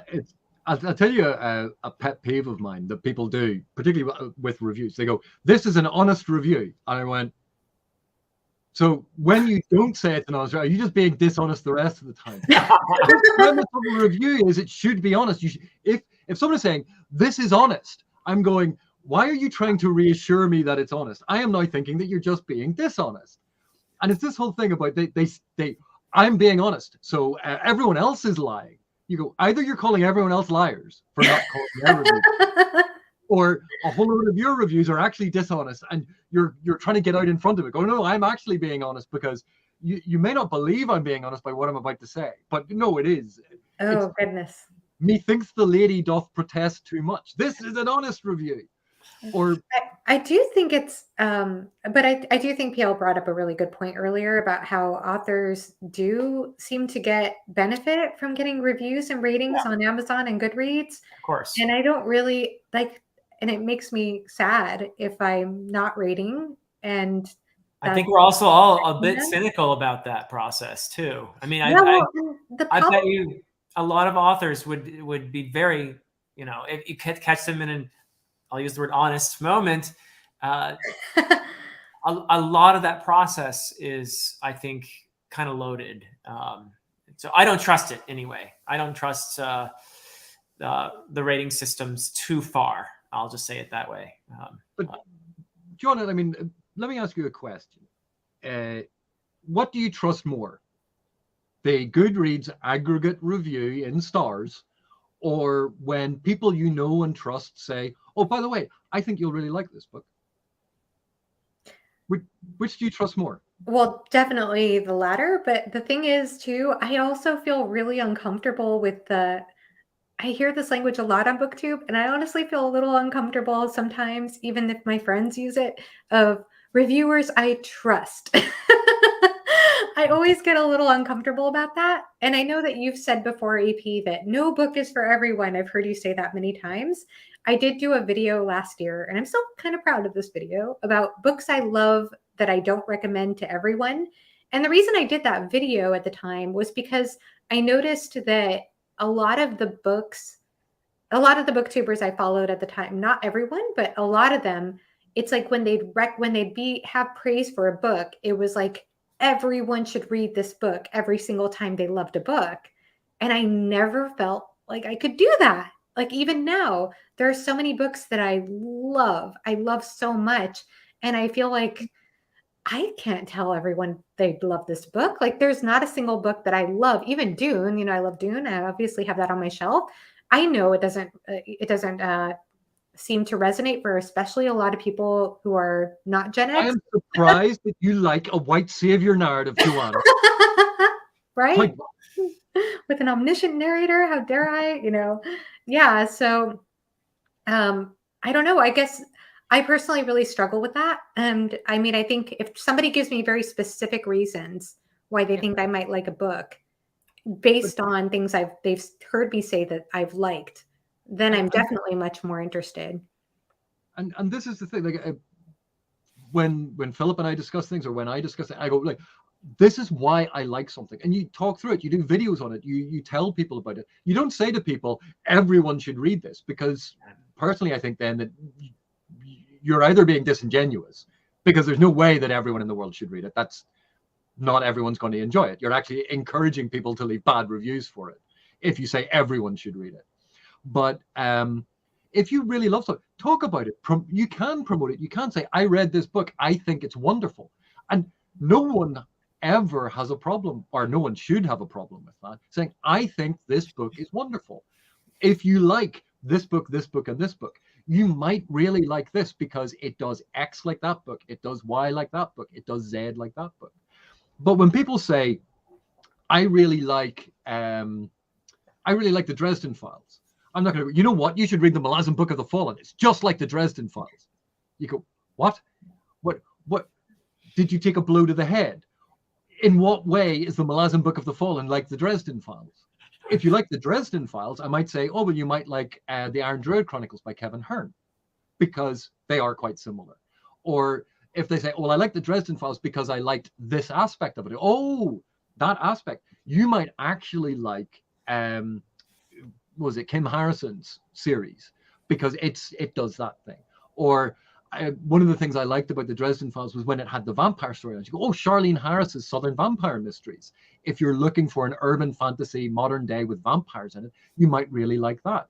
That picking up what someone likes in a book allows you to do recommendations. Mm-hmm. But we can talk about the things that we love without inane phrases like, oh, everyone should read this, because it's just dumb. Of course, not everyone should read it. You want lots of people to read it, but you want the people who are going to enjoy it to read it. You want to raise awareness of the things that you love. And you go, yeah, so that's why I made a video about this. And went, look at this, isn't this wonderful? Let's have a long conversation with other people who appreciate it and talk about it, so we can raise awareness of something that we love. No one has a problem with any of that. It's one of the reasons when I first started my channel, I was doing a breakdown of Star Trek Discovery episodes. And even in the first season, which everyone knows I did not like, there were episodes that I really enjoyed. But the thing is, because the first season of Star Trek Discovery did not work for me, so many of the episodes were getting me annoyed. And the videos were increasingly negative. And I went, this is not enjoyable. This is not something I want to do. So I stopped doing them. Because didn't you even have like 1.5 hour versions of the video where it was just like, and then I remember that was like when you very first started your channel, more right? Conservative, like 45-minute rant version. Yeah. And the thing is, I genuinely think I was wrong for doing the videos that way. It's why I stopped doing it, and it's why I transitioned on the channel fully away from that. Now, I still have discussions with people, and if people ask me about those episodes, or I go, I'm not going to lie and go, oh yeah, well actually it's really good. All right, no, I didn't enjoy it, and there are a whole lot of reasons why. But the later, particularly the latter half of the last season, I really, really enjoyed. And so if Discovery continues on that track, I might do more videos on Star Trek Discovery Oh, wow. because I'm actually enjoying it. And I go, yeah, look at this. When we watched Wheel of Time and discussed Wheel of Time, I didn't spend the whole time rubbishing it. Yeah, we still mentioned things that didn't work for us, but we were talking about the thing, because what works for me personally is not necessarily going to work for someone else. What doesn't work for me mightn't bother someone else. And so taking the ranting out of it, taking the negativity out of it, you can still talk about it. You can still talk about positive and negative aspects of something. You can still discuss these things, but you don't have to overly sensationalize it. You don't have to just triple down on being outraged that how dare it be this bad. You go, that doesn't help anyone. And it's actually quite destructive behavior in the long run.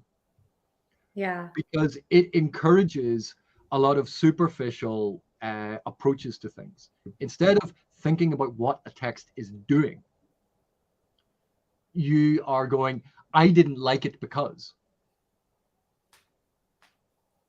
Yeah. And people tend to rely on the masses' general consensus because, again, one person is smart. To quote Men in Black, one person is smart, but people are stupid. There are all sorts of reasons why aggregate reviews shouldn't be trusted. The criteria are not the same across them. No. You have concerted efforts to manipulate reviews. You have people aware of concerted efforts to manipulate reviews, therefore counter-manipulate reviews. You have people go, I really like this author, I want to promote them, so even though the book was okay, I'm going to give it 5 stars because I want more people to read it. The motives for doing these things are so suspect and so various that the consensus opinions are invariably absolutely useless as a data point. But as a consumer, we look at it and go, it's a very simplistic numeric system that we go, oh, look, that's good. As if that is any measure of how we respond to complex texts. Yeah, not to mention the fact that the number of reviews can affect that compared to other types of books that have more reviews or less reviews, and the fact that people rate books even if they DNF the book, and the fact that some people rate the book even before the book is out, before they've even read it. So there are a lot of variables there that affect that. One of my favorites is, I'm going to do a review of a book. No, I didn't finish it. And you go, then do a review saying, or do a video saying, I tried reading this book, I DNF'd it, and I DNF'd it for the following reasons. But you don't give a review because you didn't finish it. It's like, I started this Agatha Christie murder mystery, but it was I didn't finish it, and it was terrible because you never find out who the murderer is.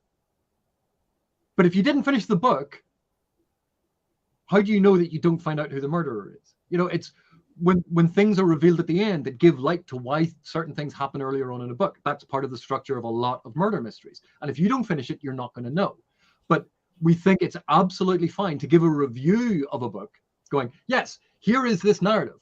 I didn't actually consume the whole narrative. I didn't read the whole narrative. I don't know what the whole narrative was. I just know the starting bit of it. I didn't like that. So I'm giving it a review. You go, no, that's not a review of the text. By all means say, I didn't finish it, therefore I'm not giving a review. But I'll explain why I didn't finish it. And that's fine. But it frustrates me no end, again, when people go, I'm going to review this book, and you go, but you didn't read it. How can you review something you didn't read? Yeah. PL is right in his comment that you have highlighted here. And the fact of the matter is, people do tend to jump on the bandwagon. We're not that different from lemmings and and other critters that follow the herd.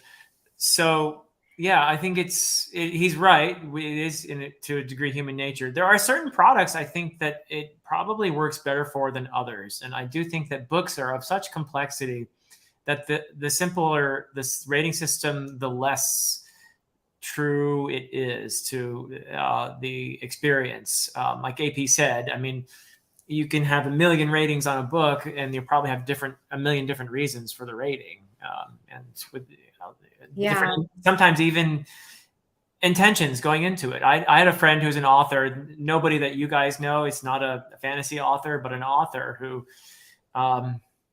Are they even a real author if they don't write fantasy? There's the question we all need to ask. Well, we won't get into that. But But this individual had a person in his life who, because of personal reasons, did not like him and did not read his book, and went on to Amazon and wherever he could and wrote horrible ratings for the book.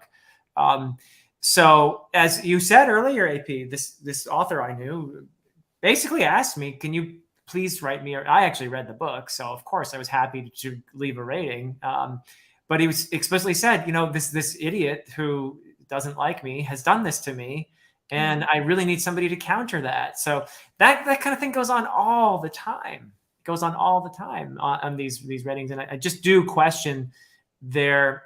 Maybe people think that they are useful and valuable in aggregate, but if you have so much disparity out there, I really do question the statistical validity. Or let's put it this way: do we trust democracy in this case? Is it because a million people think this author is the greatest? Do we necessarily, is democracy right in this case? And that's a whole kind of ugly can of worms to open. But there are certain respects in which everybody thinks they're an expert on something, and in reality, we probably know far less than we think in most realms. And like you said earlier, the more you know you don't know. And so you have people who insist that, oh, well, I can say whatever I want. I'm an authority on this because I have an opinion, right? And opinions are like assholes. Everyone has them, and they're usually full of shit. It's interesting you say that, though, Philip, because I know this is a topic that I've talked about a lot with Alan, actually. Alan is constantly saying about how we kind of get fueled up in the fire of other people's ideas. And so, like, for example, he was doing a read along with a certain book, and everybody in his Discord voted to read along this book. And then everybody ended up hating it.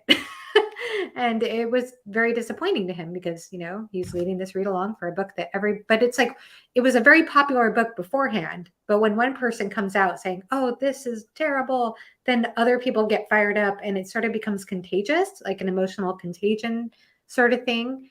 And that can happen. And that could happen both ways. It could happen with sort of thinking this book is the best, and you might like it, but then because people are saying it's the best, there might be some sort of emotional fuel to be like, oh, yes, this is the greatest. I think I've been susceptible to that. I mean, I won't lie. I'm not the most, unaffected person. But I think those things can, I don't know. I just want to bring that up because I think that can be a factor. Yeah. PL made a further point here, proof in the pudding comment. Which I'm way behind. I'm sorry. There it is. I'd like to respond to that too. So my answer to that, PL, is my favorite books are not the highest rated books on Goodreads. I'm pretty sure of that, or Amazon. I can tell you that with 99% confidence that my favorite books are not the highest rated books. So, I think that. And it sounds, I don't want to sound like Mr. Elitist here or something, but the truth is I don't entirely trust, and I'm not even sure how really democratic it is either. But if you just let everybody put their opinion out there and you just average it all out, is that the best way to find the best literature? I don't think so. I really don't. So I would just say that great books that I've considered to be fantastic have relatively meh ratings sometimes, and books that I kind of have meh about myself sometimes have absolutely astounding ratings on these huge platforms. So that's my experience anyway. Quite often the way that I pick books that I am going to read or pick up is not only friends of mine who know me recommending things, but let's say the name of a couple of books comes up. I will look at the first couple of pages. And if I don't like how it's written, I'm not going to buy the book. I don't care if 1 million people say it's amazing. If I don't like how it's written, I'm not going to buy it. If I like how it's written, I don't care if 1 million people said it sucked. Because why do I read? I want to enjoy reading it. And if I don't like how something is written, I'm not going to read it. I'm not going to enjoy it. Ralph Bluetax recommended an author to me, and the book is actually really good, but it is written in a style that I wasn't enjoying, and so I set the book down. Am I ever going to return to it? Yeah, sure, probably at some point, because it was very well written. I wasn't enjoying it, and at that time I wasn't reading it for a project. I was reading it for fun. Wasn't having fun. I set the book down. I have no problem. I will go back to it at some point. Was it a good recommendation? Turned out it wasn't for me at that point, but it was well written. It was interesting. It was doing fascinating things. It's very, very clever. Would I recommend it to a bunch of other people? Well, I don't know. I haven't finished it yet to see how it all turned out in the end. But for me, I don't think I have ever checked the star reviews on Goodreads, on Amazon, or any other site about whether or not I want to buy the book or go to see the film or anything like that, because the data pool for those aggregates is so badly polluted, it is not representative of anything, and therefore it's not useful. And even with reviewers and friends, like my brothers, when they go, oh, you should go and see this, this is absolutely brilliant, I go, what did you like about it? And they'll listen and go, yeah, not for me. They can think it's the most amazing film in the world or the best book in the world. And I'll go, it's not for me. It's not what I want to read. I know what I like. I understand what they like. And if the Venn diagram of overlapping interest isn't there, I go, no matter, even if they love it and they think it's a 5-star book, a 10-star book, a 100-star book, it's a 1,000,000-star book, doesn't matter. Doesn't matter how many people think. People love the Da Vinci Code. Massive worldwide best-selling novel, The Da Vinci Code.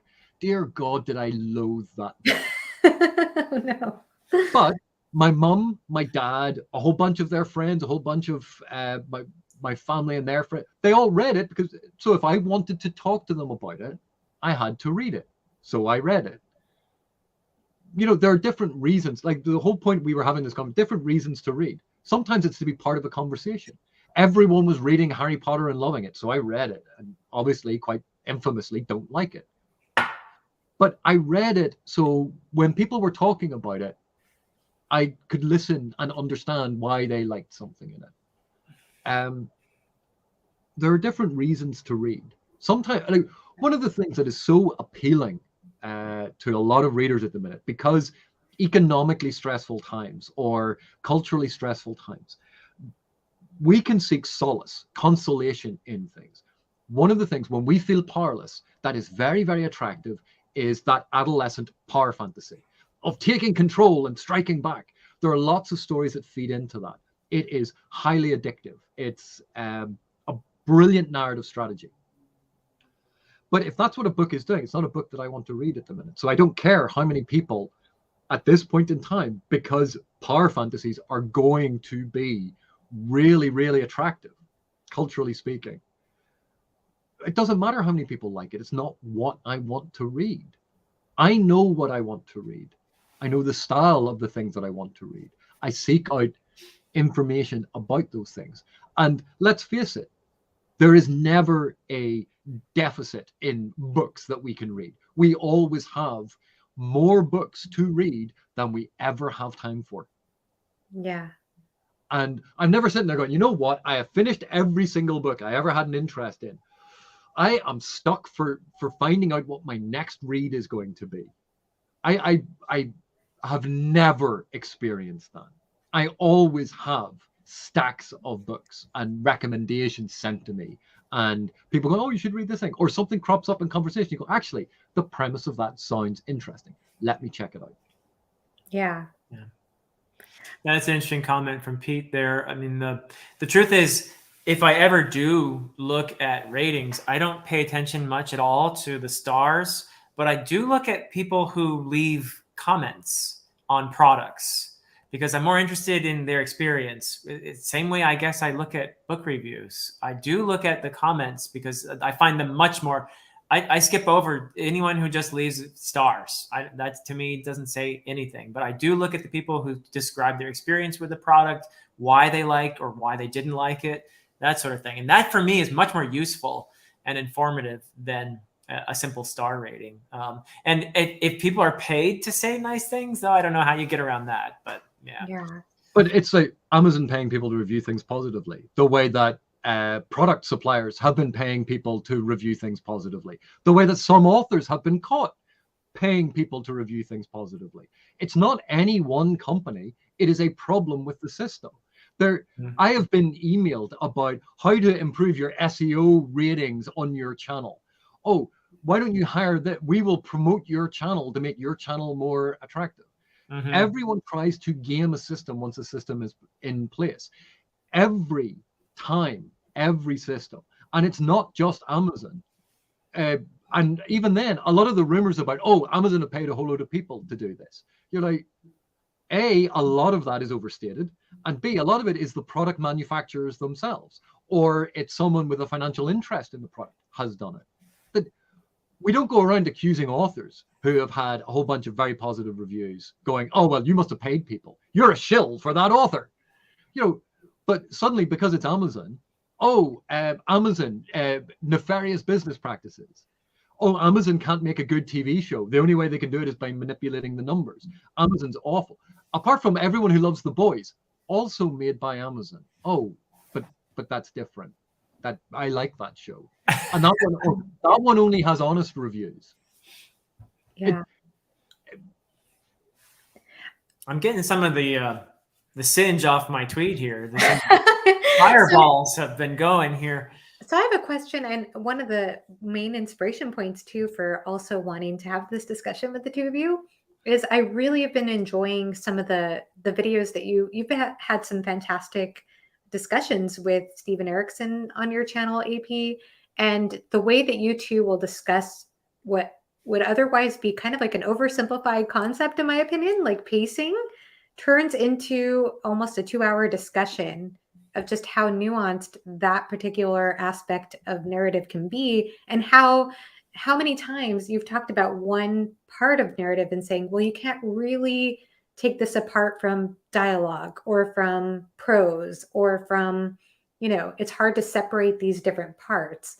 And so I'm curious about your thoughts on that, like, and how when people do reviews, the way that they talk about those aspects, do you think it's useful in a review to kind of break things down by pacing, or what your thoughts are on that? Well, the whole reason I do stuff like that is if anyone is interested in how these things work, then let's talk about it. Let's explore it instead of just going, the pacing is bad. You go, well, what do you mean by that? Yeah. Well, it was slow. Was it meant to be slow? Well, yes. Then the pacing is doing exactly what it's meant to do.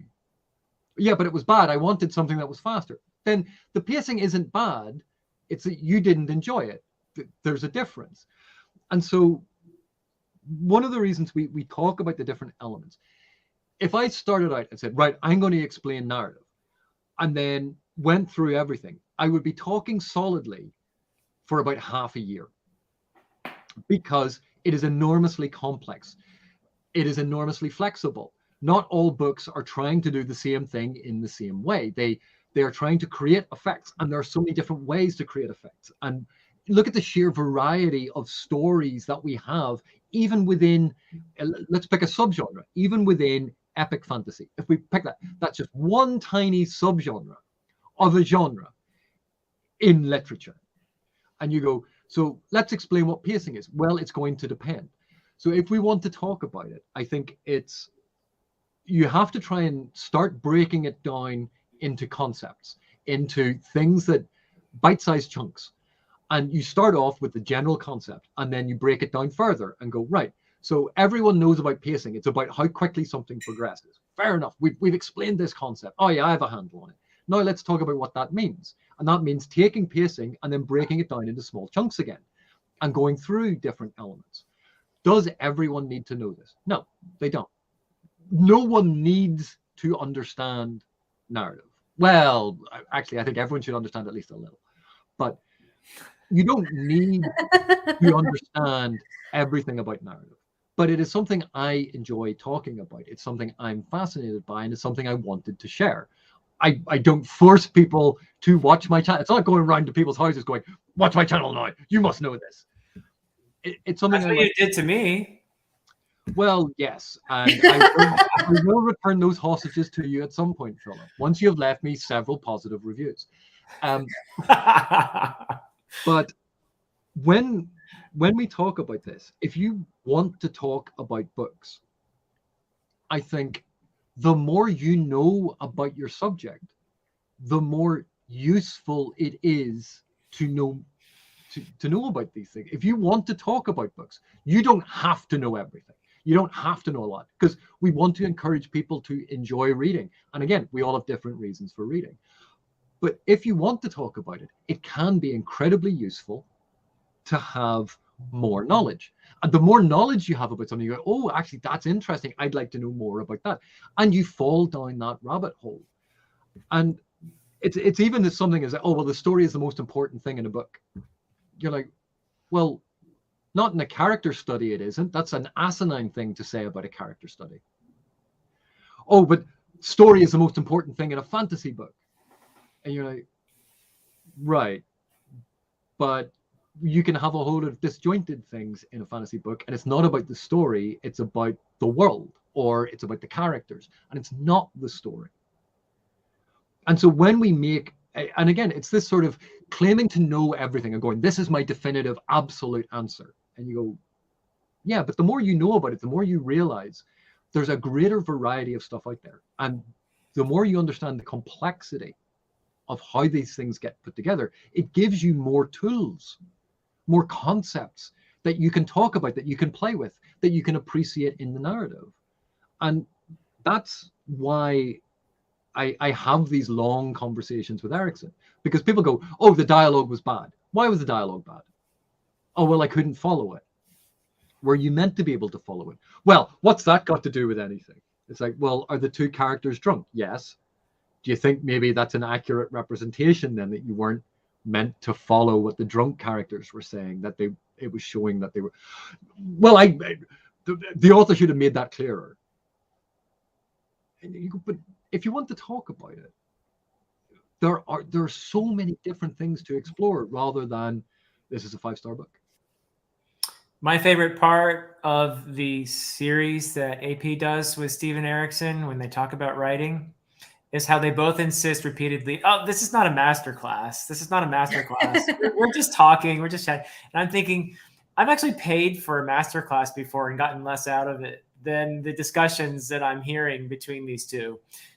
Because there's some great insights in the course of these discussions that anybody who really aspires to write, I think, would benefit from. But when people say you should write this way, and you know, there are courses out there, there are people out there who will go, this is how you open a book. This is you should use this type of perspective, this type of narrator. You should do this thing within the first 5 pages. And you go, why? Now, usually the person giving the advice knows why. But we have now become, we just want the easy answers. And when we talk about some of the great works out there, the things that really stand out, it's because they're achieving the effects in a different way. They're not doing the same as everyone else. And the only way that, you know, if someone wants to be a creative writer, you don't follow what everyone else does. You understand what everyone else is doing. You understand the effects that they are creating. And then you try to find a way to create that effect yourself, to do the thing that you want to communicate. You don't just copy, oh, well, you do third person limited perspective. You use multiple characters because this is what is popular. You open up with an action sequence because that arrests the reader's attention. And then you establish setting. And you go through the 5 senses in this way. You're like, oh my God, the number of these approaches that are a checklist. And that is like, Joanna, you know music inside out. If someone taught a music class, this is how you compose. You go, well, what are you composing? Well, this is how you compose music. Formulaic music. You know? You're like, what are you talking? Do you know? But the person generally giving that advice is going, yeah, but this was a beginner class. And I was going like, this is a general approach. And you go, yeah, but you put the video up there and you didn't say at the beginning, this is a beginner class that is showing you how to compose music for this very specific function, to do this very specific thing at this very specific time. Yeah. But You know, when it's, oh, I like that you use the music example though, because I definitely relate to that even in voice. I'll talk about different techniques and I'll explain none of these are inherently good or inherently bad. It's just that they bring out different effects, and it's kind of what the effect you're going for and the style you're going for and your intention, and also what's going to produce the most easy and effortless and less, straining result as well. I mean, there are different factors to take into consideration. But at the end of the day, just to say this is good and this is bad and to reduce things in that way is very limiting to artistry. And I think that was why I brought up the very generic example. I'm not saying that I was exactly like that as a reader, by the way, about saying, oh, if it wasn't like Sanderson, it was bad. But I do know that it does kind of, if you're reading one type of author for a while, it can sort of shift your brain to think about books in a certain way, especially if that author has a very similar approach. And so maybe somebody reads a lot of Robin Hobb and they're used to things that have a very kind of slow burn effect, as people describe her. And maybe they read something that's faster paced and they're not, it's different than what they're used to. So I think that it's just I think it's the word should is what comes up in my mind the most. The idea of this is what it should be like. This is how it should start versus what is the author doing? What is the author going for? Right. What are we highlighting here? But you have to remember, the author is dead. We don't care about authorial intent anymore, because by bringing into consideration authorial intent, even if we put it equal to our own interpretation, it is devaluing us in that process. PL even earlier on said, once the book is out in the world, it's the reader's book now. You go, no, the author is still part of the work. The understanding authorial intent adds to our reading and understanding. It does not supplant, it does not replace, but it adds to it. Yeah. And the insistence that, no, it's just a text. I love close reading, probably more than the next person. Well, I don't know. Philip, how are you on close reading? Do you like it or not? Oh, do I like close reading? I feel very close to close reading, yes. Well, okay, I like close reading as much as the next person. But the thing is, close reading is really in depth in the text, and it has nothing to, you're not trying to discern authorial intent, and you can get a lot out of the text. And then you think of, well, when was this text written? Was it written in the 1900s? Was it written in the 1800s? Was it written in France? Was it written in England? Was it written in America? How does that alter and change and shape how I understand it? Was it written by a male author or a female author? This helps me approach the text with all of this different information. It doesn't replace how I felt when I read it, but it adds to my understanding. And people who insist the author has nothing to do with it anymore, you're cutting off a huge amount of information that can add to our understanding. The fact that we don't understand the context of ancient texts, that we don't know about the author, we don't know about the culture, we don't know these things, means that we are left with the most bare bones interpretation of that text, the bare bones understanding. But imagine how much richer it would be if we had access to that. If Shakespeare were alive today, wouldn't it be really cool to ask him about these things? Where did you get that idea from? How did that come into thing? What were you trying to do here? Not because it replaces all of that information that we've accumulated over time studying it, but because it would add to it. And that's the beautiful thing about including information from authors in our understanding. Yeah, even with the ancient texts, I'm a medievalist, so we don't know who wrote almost all Anglo-Saxon poetry, but we do talk a lot about context, and we talk a lot about the historical circumstances that gave rise to these poems, and providing that context definitely enriches your experience with them. I do think that there are examples where an author should be heard. For example, if somebody's interpreting a modest proposal as Jonathan Swift actually advocating cannibalism, I know you've encountered it. I've encountered it. People who actually think that he's saying, yes, the people of Ireland should start eating their babies as their solution. so authorial intent might be important in that circumstance. There are, I think, though, areas where an author would do well not to give answers to questions or to put forward a position, because that can have the effect of, I think, killing the playful and often really informative process of people interpreting and analyzing and that sort of thing. If an author says, "No, this is what I meant," then that has a deadening effect. So you want to avoid that, right? I had an interesting experience with that recently because I've been reading or rereading. I read them back when I was a teenager, some of them, the Elric stories, the Elric saga. And I went ahead and this time for this reread, I prepared by reading Epic Pooh. And actually Raph, who's in the yeah, you just gave the example of J.K. Rowling, who's good example, Raph. I mean, yeah.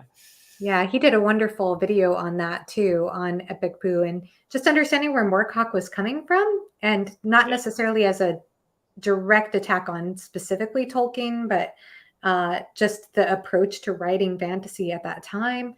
I'm not saying I totally am 100% in agreement or not. I'm fascinated by it, and I am finding it interesting to kind of reread Elric and see where he was coming from or what he was trying to come from.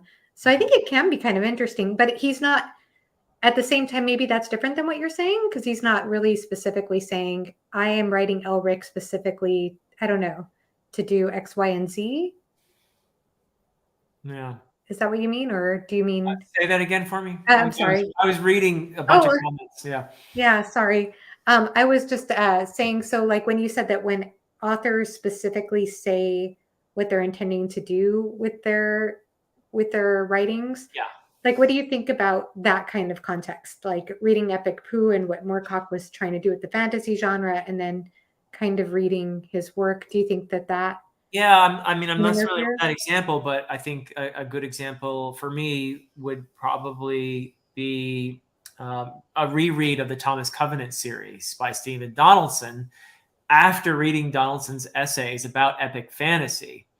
And I think that would actually be really helpful to me to understand, oh, okay, this is what he was doing here in Thomas Covenant. I read his essays. Now I feel like I'm more equipped than when I was a teenager when I read Lord Fowl's Bane, and probably didn't get a lot of it, frankly. But now I'm older and I've read Donaldson's thoughts on what epic fantasy can do. And I know that he was trying to do some of that in the Thomas Covenant books. So that's a good example, I think, of where I would be much more informed after having some guidance from the author. But if he were to come down and specifically say, this means this means that, I think he would be doing himself a disservice, because, again, I think, and this is what the comment I was actually reading when I was distracted, was one of PL's. I'm sorry.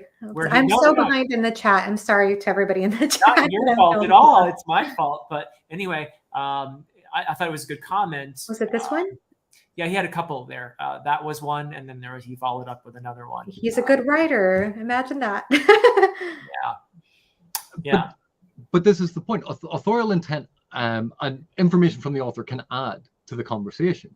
It shouldn't replace the conversation. That was the mistake that a lot of the teaching of early literature did, which was the author intended this. That is what it means.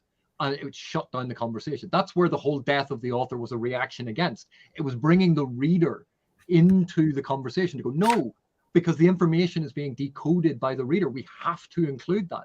You cannot insist that the author is always right, because an author can miscommunicate. You have to do these things. And even then, the author can communicate something unintentionally that a reader can pick up on. So we need that receptacle to it. But understanding what an author is trying to do. Joanna, you mentioned Moorcock.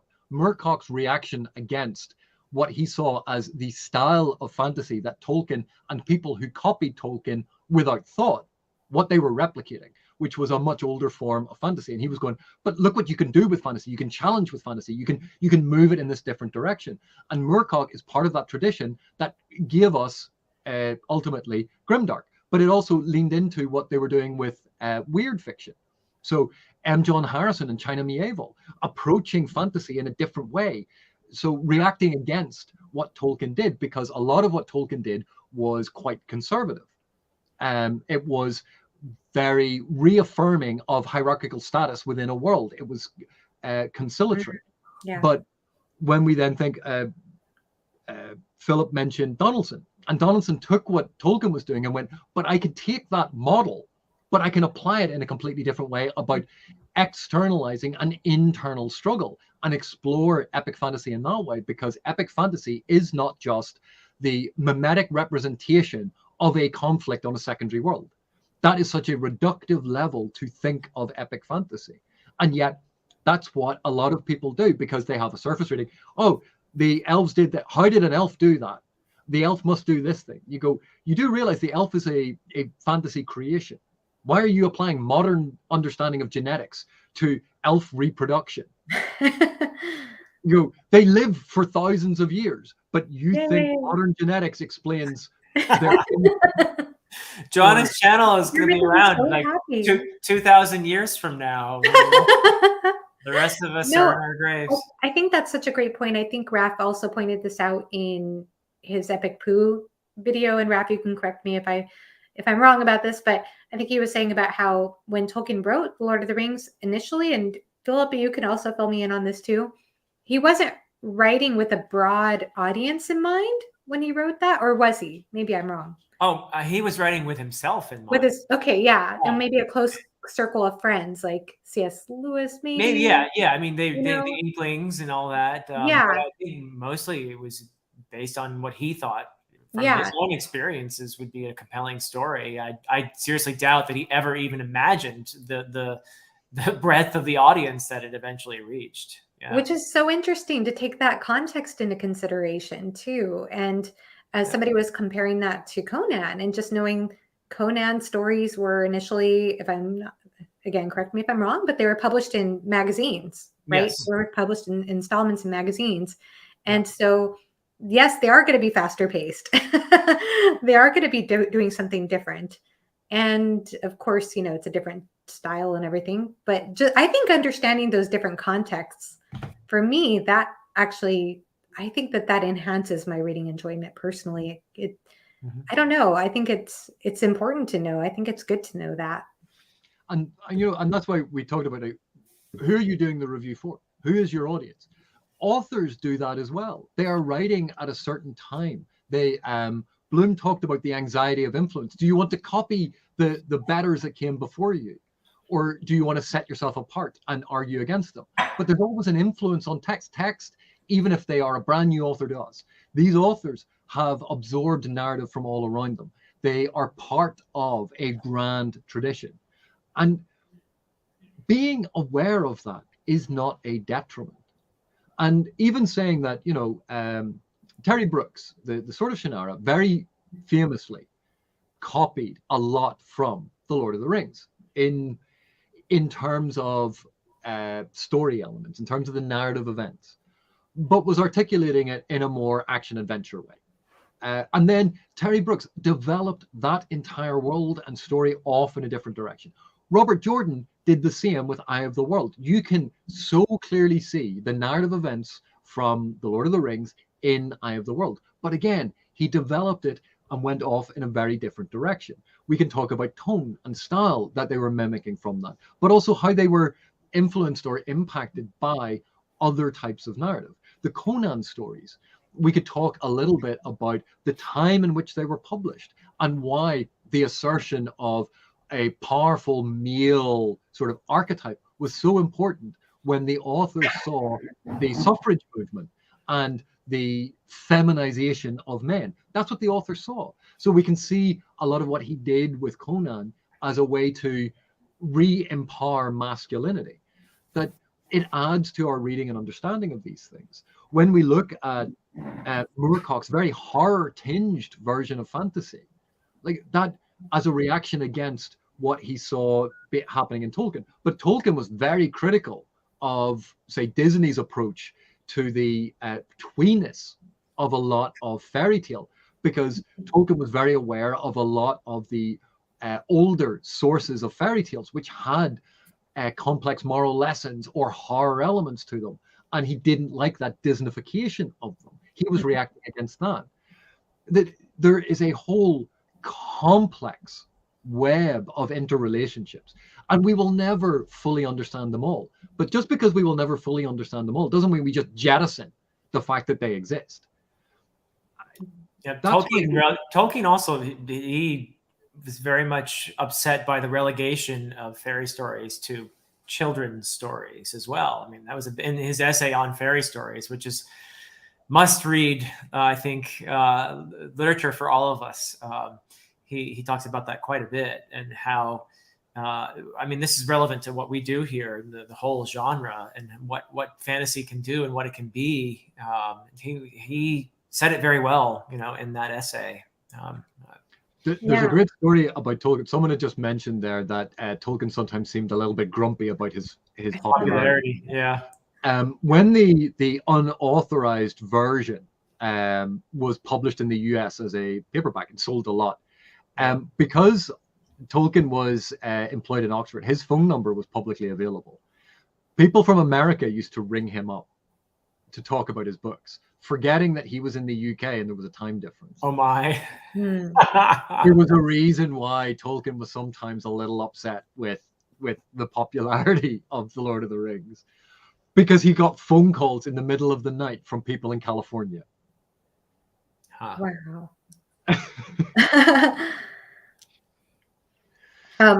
This actually leads me to another question I had for you all. So I recently watched, I think it was just yesterday, actually, I watched a video from Michael K. Vaughan's video. He's a channel that focuses a lot on Robert E. Howard and Edgar Rice Burroughs and authors like that.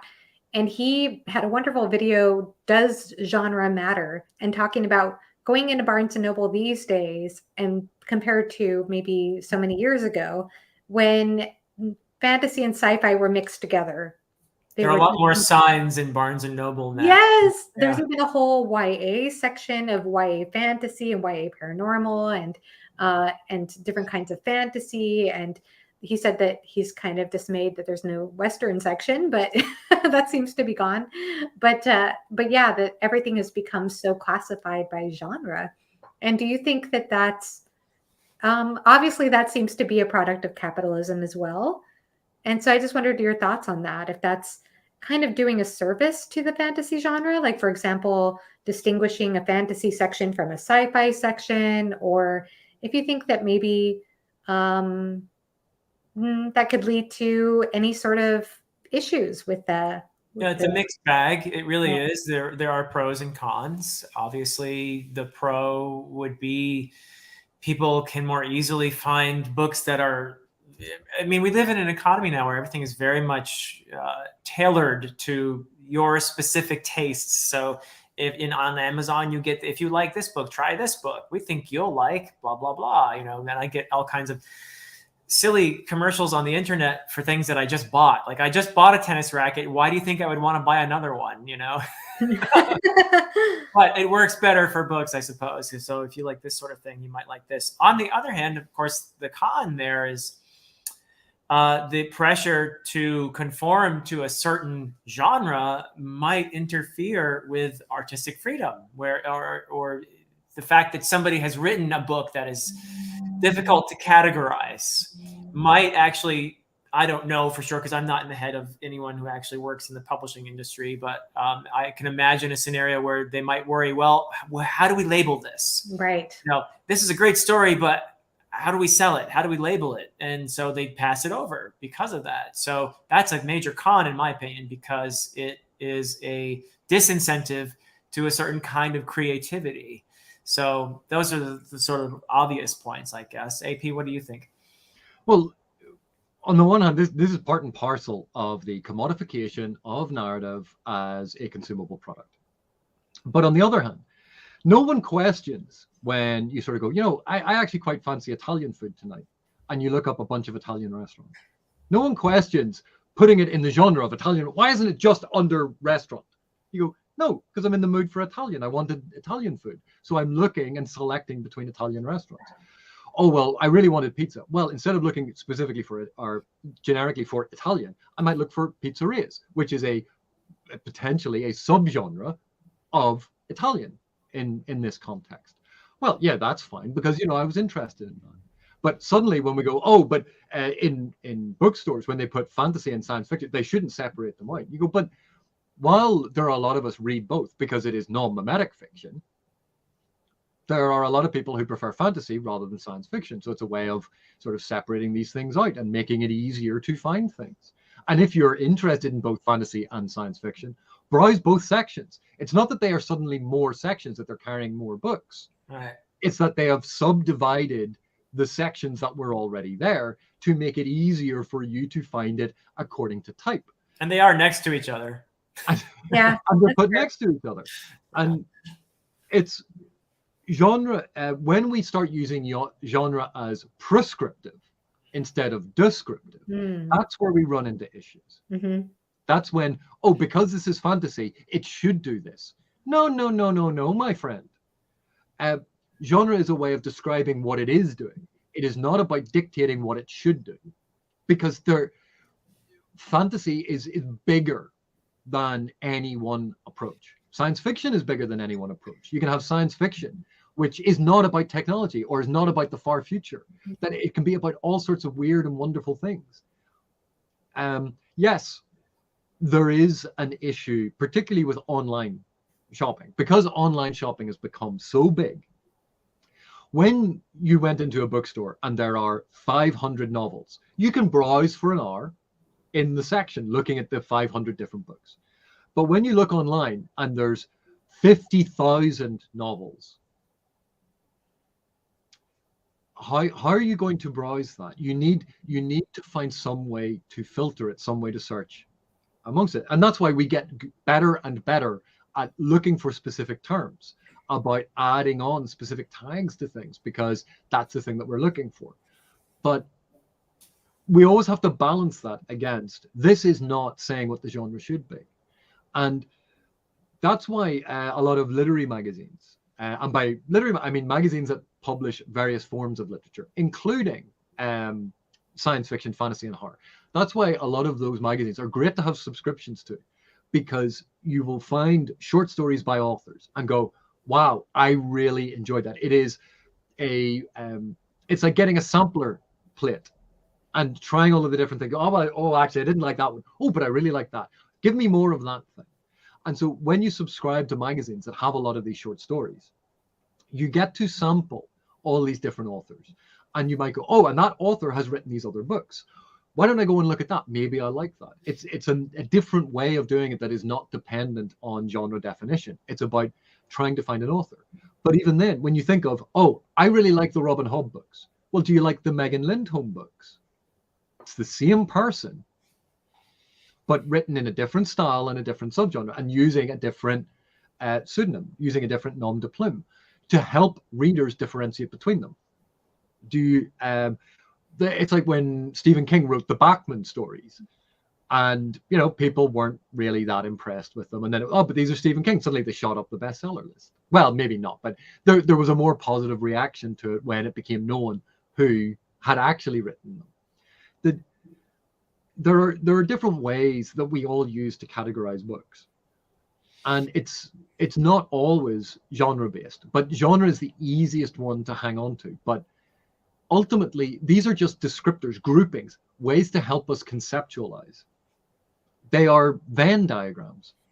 There's a great website online that I've forgotten the name of it, but you click, you put in an author's name, and it puts them at the center of the screen, and then around them, it puts other authors that their algorithm has said are like that author, and then you click on that, and it centers the screen then on the new author you've clicked. And it brings different authors in to show the sort of nebulous shifting pattern of authors that may be similar. And yet we know that Stephen Erickson has written both the Malazan Book of the Fallen as well as the Willful Child books. Stylistically, and in terms of genre, and in a lot of different ways, they are radically different books. But in terms of some of the themes expressed, in terms of some of the techniques that he uses, they are very similar. But very few people will go, oh, well, if you've read Dead House Gates, you're going to absolutely love Willful Child. because that's not how most of us appreciate and think about text. But if you understand, if you said about Deadhouse Gates, I love this technique that Erickson uses. Go, oh, well, he actually does a lot of that in Willful Child, or he does a lot of that in Rejoice. So, Yeah. sorry. No, that's interesting. I think I saw somebody, it was probably, I think it was another bigger booktuber out there, Books and Lala. I think it was her, because she does a lot of experimental videos, she's not in Fantasy BookTube, she's in a different kind of place in BookTube. But she did some kind of experiment where she found videos that if you like this, try this, because that's a common type of video on BookTube. And she experimented to see if that was really consistently true for her. If she liked one of those, did she like the other one? And it was a fun experiment. I remember it wasn't always consistent results, but yeah. Joanna, you have time to watch videos outside of our corner of This was a long time ago. I don't watch as many of those anymore, but I did before I found this corner of BookTube. Back then, I thought it was all just YA BookTube. And that's, I mean, when we think about, so like earlier on, I had said, you know, if you like the Dresden Files, you might like Kevin Hearn's Iron Druid. But that's dependent on what is it about the Dresden Files you liked. Yeah. If you like the Malazzo Book of the Fallen because of the military aspects, then you would steer them towards more military epic fantasy. If they liked it because of the depth of theme work in it, you go, oh, well, actually, you might like something that superficially looks very, very different, but it does this thing. Oh, that's so well said. Yeah. And even then, when people talk about the genres where we're trying to group like as like, we have to remember that genres aren't fixed.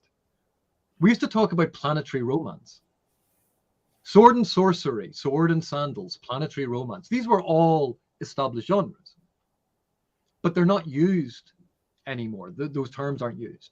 People talk about, oh, it's a science fantasy, as if this is a new blending of the genre. And you go, yeah, Frank Herbert kind of got there before you. Yeah.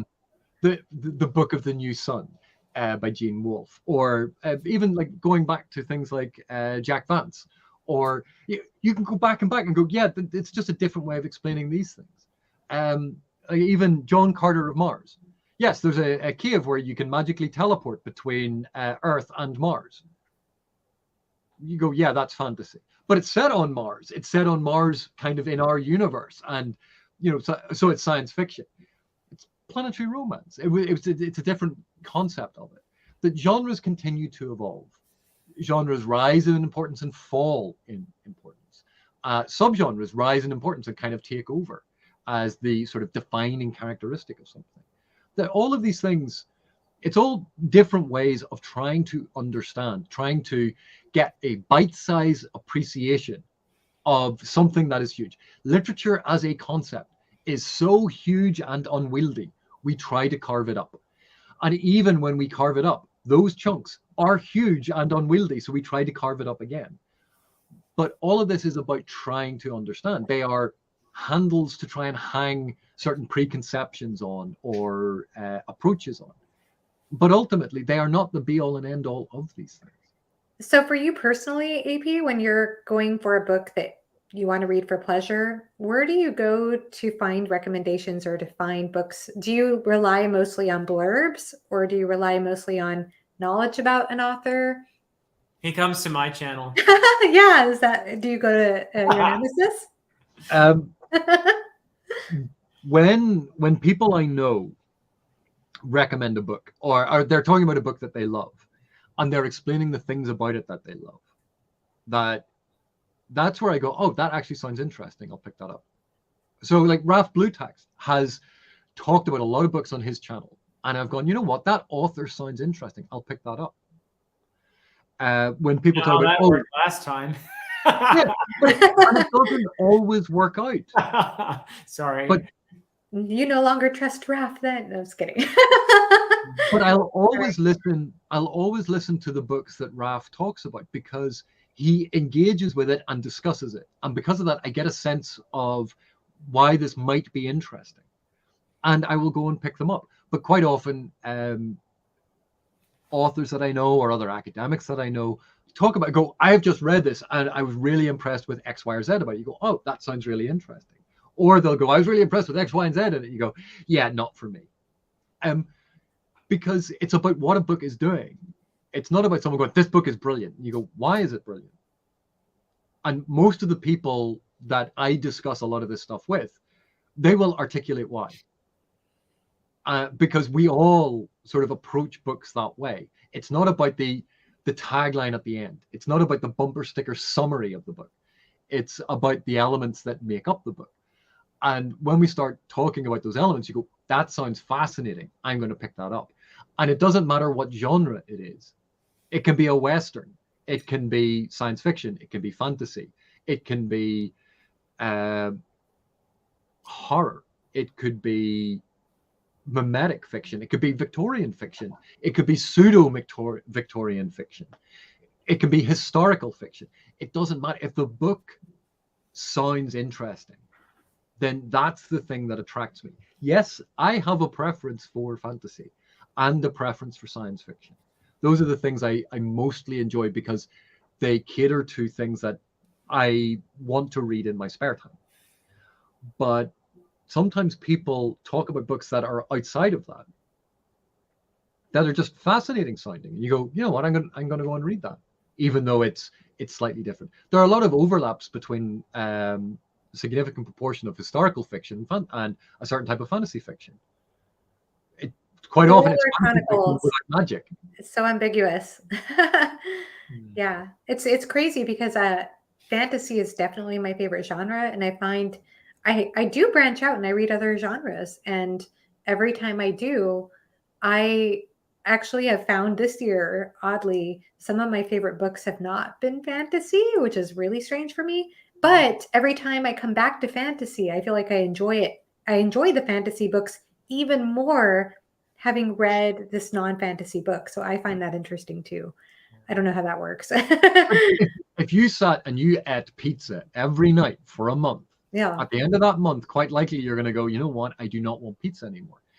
But if you have a varied diet, the next time you have pizza, you go, oh, I've missed this. This is, oh, look, that cheesy goodness leaking all over my face. Oh, it's amazing. But it's still... Wait, how are you eating pizza, AP? Very rarely, that's how.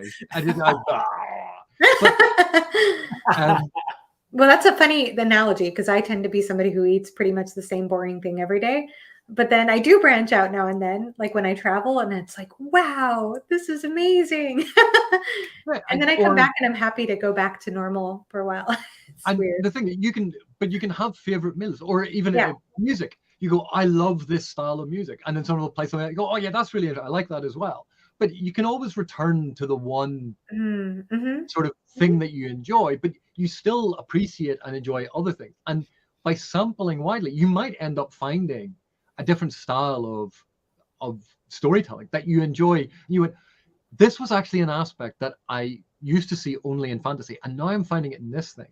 And that's actually the thing that I'm more interested in rather than the fantastical element. So a lot of people who really want very realistic fantasy, you go, if that is the thing that you're enjoying, when the fantasy is really, really grounded, more than likely you're going to really enjoy historical fiction, because quite a lot of that uses the same approach and style as fantasy, but because it is based in the real world, is actually doing that really gritty thing that you like.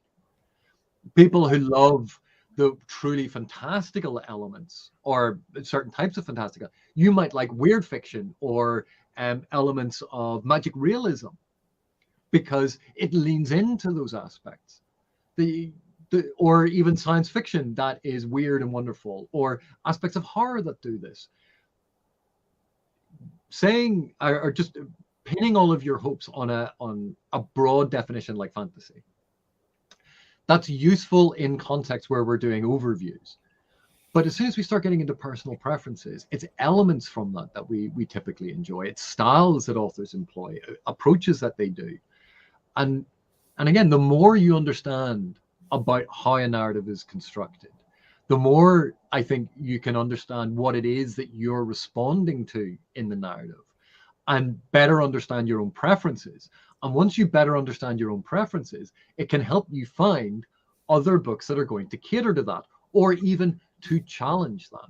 Yeah, and I like that too. I think that's the one thing that's a little bit of a struggle having a channel is that sometimes, you're in one place with your development of your preferences, and that changes over time. That's also why I don't like the star rating thing too, because I don't want people to go back and look at my star ratings and think that Mhm. that's representative of me, now when it might have changed over time. I don't know. But anyway, I'd like to also bring this question to Dr. Fantasy here. Uh, what about you? How do you determine whether you think you'll love a book, and how do you choose books? Wow. Well, I can tell you what I literally did. I went online when I decided quite some time ago that I wanted to expand my fantasy reading, for example. Of course, I can go back to university and graduate school, and we were kind of told what to read there. There's a whole tradition, and so that was decided by professors and things like that we trust to mentor us. So, but that's a different thing. So, for my own pleasure, I decided at some point after the invention of the internet to go online and find out what people thought were great fantasy books, and I would read. I preferred to look at people who were actually writing about the books, to describing them to some degree and what was great about them. And then I would form some idea of, okay, I think I want to try this one or that based on these descriptions. And so I went about doing that and found some great reads that way. That's how I first read First Law, for example. That's how I first read Malazan. That's how I first read a lot of anything outside of Le Guin and Tolkien. Really, a lot of what I've read was a result of me just kind of trying to figure out, okay, what are people saying is really great. So I kind of began my quest for great fantasy back in those times, and I didn't know that it was going to lead to the glory days of BookTube. But so I actually, before this, also I started a class at my college on fantasy and fantasy novels, and that too was really an extension of me trying to find the great fantasy reads, and then continued it when I finally made my leap to BookTube. So yeah, that's kind of how it happened to me. And being here, sorry, I'm choking to death here. Oh, that's okay. Take your Being time. here has actually been wonderful because I've heard of quite a few series that I've read now as a result of being here and learning about all these wonderful, like I never would have tried the Dark Tower series probably because I had pretty much never been interested in Stephen King. I thought he's a horror writer and probably too popular for me, and I was a bit snobby, honestly, about it. But people on BookTube convinced me to try it, and I thought, okay, well, it sounds intriguing, and I did, and I'm glad. And it's also enriched series that I've already knew, but have been talking to people about, and for famously Malazan, I've been rereading and getting even more out of it as a result of interacting with people, even the nemesis here. So it's been very enriching in that sense. So yeah. I guess it's sort of a complex thing for me in terms of my pleasure reading, but started out with me trying to do some research online and trying to read about, reviews where people were actually discussing the stuff. And that was usually when someone was bothering to do that and describe a series and what it does, what it had done for them and what themes they found in it and all of that, then that was when I realized, okay, yeah, I want to try this series. So yeah, that's how I went about it. Do you have any sort of buzzwords that when you hear about something, you think, oh, that sounds like something I'd really love to read? Maybe Beowulf or something? Yeah, if it's something as Beowulf as an inspiration, that definitely piques my interest. I'll admit that. Yeah, it probably more is, now that you put it that way, more a matter of influences where and this is a natural thing. I think a lot of us will hear, and you can be cynical about it too, I suppose, because everybody at one point in time was writing fantasy that was supposedly the next Tolkien. And then later on, it was the next A Song of Ice and Fire. You know, everything was being compared to this and Game of Thrones. And, you know, so it was, all that has gone on a lot. But I think we do tend to get interested when we hear something being compared to a series or a book that we really love. So yeah, that definitely happens for me. Yeah. Do you know when you find out who that author, so if you like a book by an author, if you find out who influenced that author or who that author rates, because that's something that sometimes when an author I read and I go, I really like their work, and they've done an interview where they said, oh, I really like this by so and so, that is, you know, it was a book that's 50 years old. That's sometimes a way that I find, I go, well, let me read stuff by this other author that influenced them, because if they saw something in it, it might be of interest to me. Exactly. And you'd mentioned the reading lists that we used to have at university. If you're ever interested in like trying to find out about a genre, trying to see where certain things came from, having a look at university reading lists can be absolutely invaluable for finding a recommended list of these are important books or influential books or representative books. They're not necessarily the most important or influential, but they are representative of a certain time frame or a period or a style of writing. Right. And when you find those reading lists, quite often there's then further reading. So they have the assigned texts, and then they have, if you like that, then have a look at this. And again, because of how university classes are arranged, it's usually broken down into themes and topics and subjects that you can then go, well, I was interested in that thing, and it can lead you down again to this really fascinating way to dig into the history of a genre or the history of a tradition. And it can be so wonderful to explore this, because I think in the modern day, some of us have had the privilege of being taught this, that we got to spend time at university where someone went out of their way to trace out the history of a genre or the evolution of a tradition. And we have been incredibly privileged to receive that. But quite often, people do not have that privilege.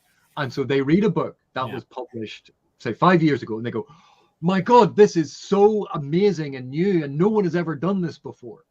And it may be brand new to you. And I celebrate, and I think it's wonderful that you find something amazing. But the chances are that is part of a bigger literary conversation, that it is part of, it maybe is a new articulation, but it is very rare that an author is doing something radically different that has never been done before. And so when you go, no one has ever done this, you don't realize how that comes across. And I have heard people talk about, you know, it's great that we now have authors of color writing fantasy fiction.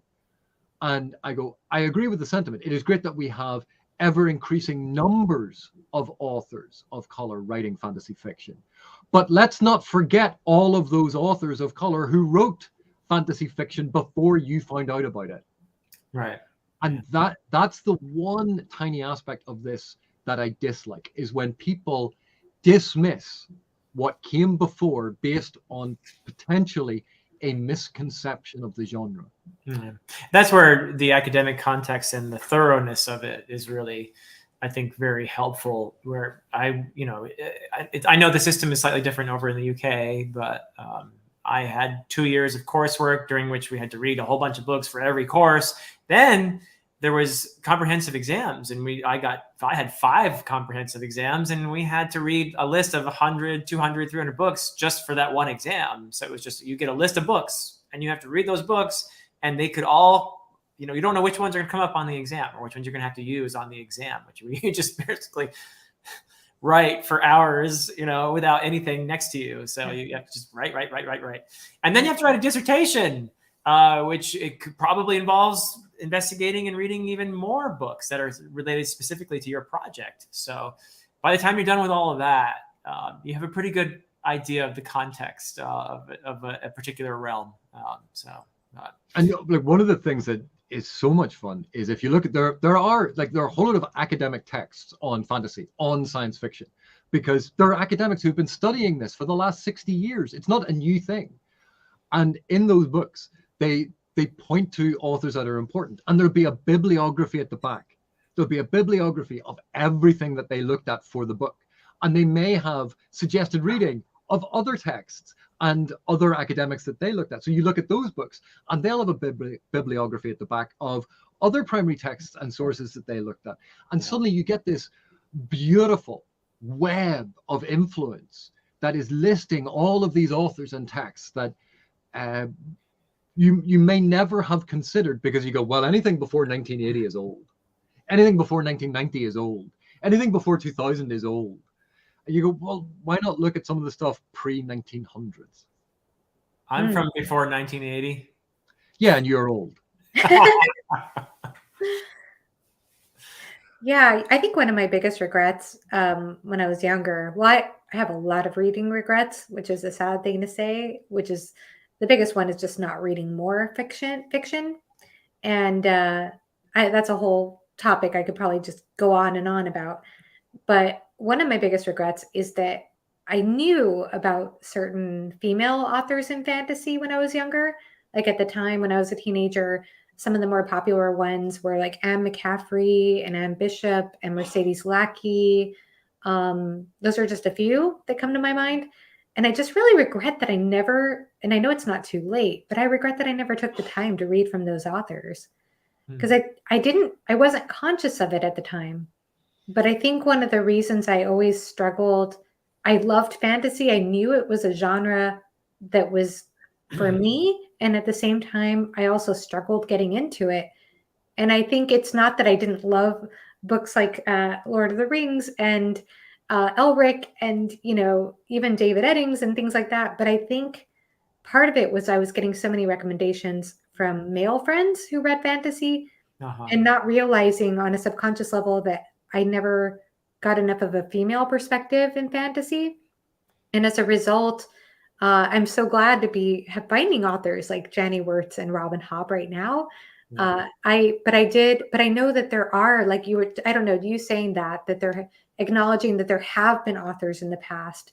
I think that's just something that's coming up in my mind right now. Is just, I know that there were always a lot of female authors out there, and just not, I don't know, for whatever reason, not acknowledging them as much as I could have, and not being conscious I was doing that too, which is interesting. And another thing, when I was reading a lot of this stuff as when let's say I was young, but Melanie Ron, Christy Golden, Margaret Weiss, Patricia McKillop, Ursula Le Guin. I to be honest, when I was younger, I didn't read any of Ursula K. Elliott. Yeah. But there were all of these, because I went in and I didn't care. I wanted someone to feed my habit of, I wanted more books. Mm-hmm. And so I went in and I read everything, and I realized that I gravitated, eventually I gravitated more towards a lot of male written fantasy. Andre Norton wrote, sorry, it's just Daniel pointed that out there, but Andre Norton wrote the very first D&D book, the very first D&D novel, Quag Keep, which was set in Greyhawk. And, that's something that people forget. Andre Norton, one of the great figures of science fiction and fantasy writing. But it is, I think, diversity in what you read, different genres, different types of authors, authors from all over the world, because we all approach at different time periods and cultures how to tell a story differently. And it can be so eye-opening to see different ways to do this. Mm-hmm. Reading epistolary novels instead of straight prose, or what we assume is how a novel is written.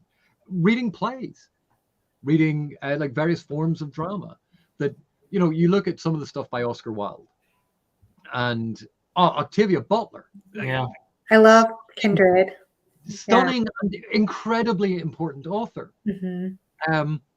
And yet, I saw an interview with a couple of very young authors. It must have been about 2 years ago.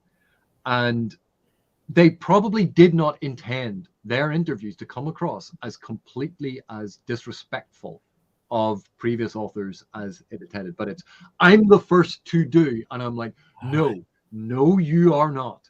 Hmm.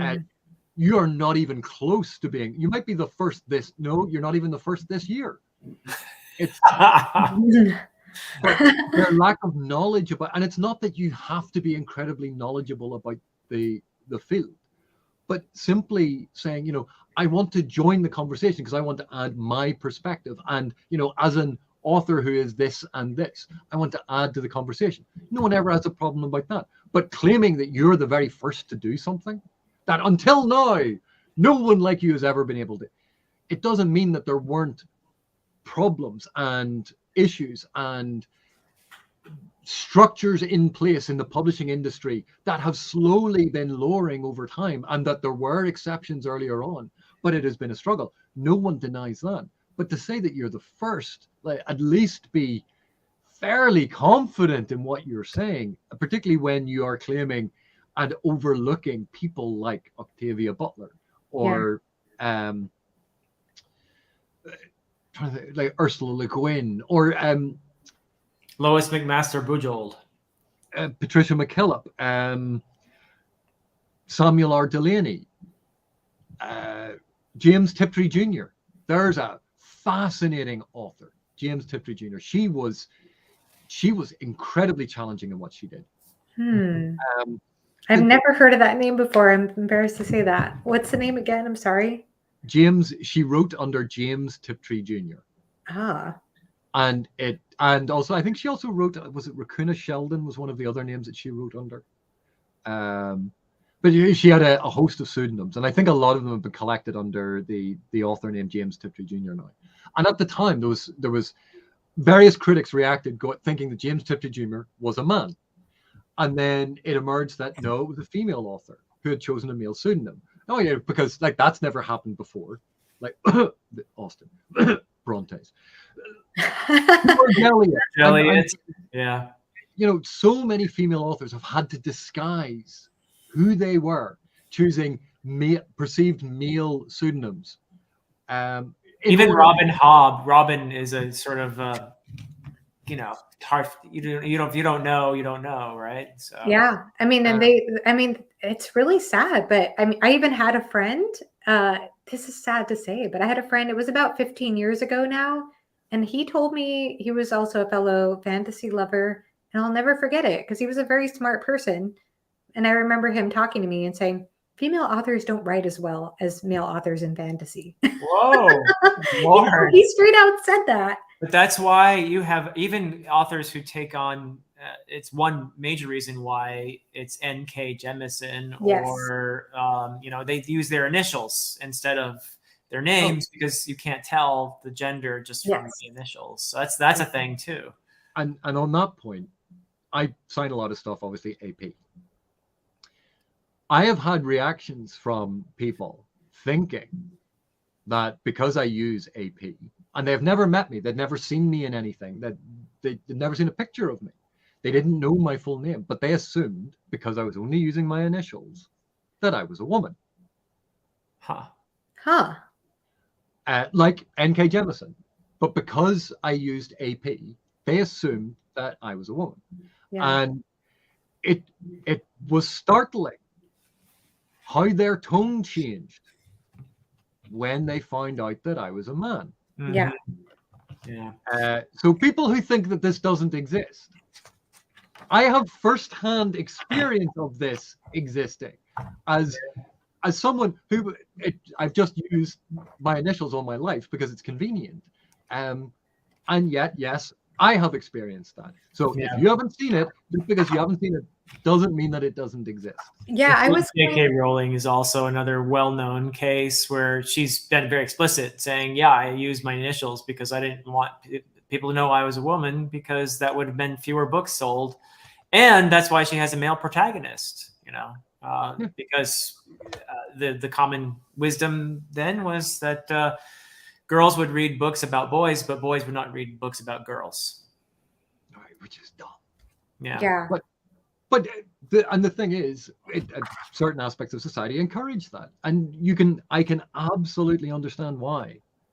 a lot of authors disguise who they are simply because they want to be part of, they want to sell books, and there are assumptions being made about their books because of who they are personally.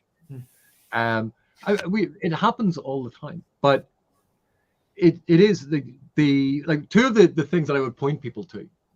The Science Fiction Masterwork series is a fantastic series of specific novels that have been picked out over time as important novels to the field. You may not like all of them, but it gives you this overview of incredibly important books that critics and other authors have decided this is an important work.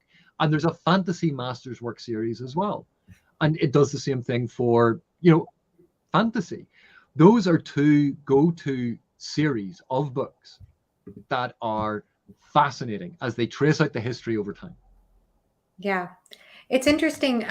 By the way, just going back to the gender thing while you were talking, I went ahead and looked this up. This is in a music sociology textbook, and it was talking about just how this sort of bias occurs. So there's this example here about this Scandinavian music critic who was in a habit of writing rave reviews about a particular composer. After many reviews, the critic found out that the composer was a woman. He carried out writing good reviews, but his language changed. He ceased to describe the music with words such as strident or powerful and began including words such as delicate and sensitive.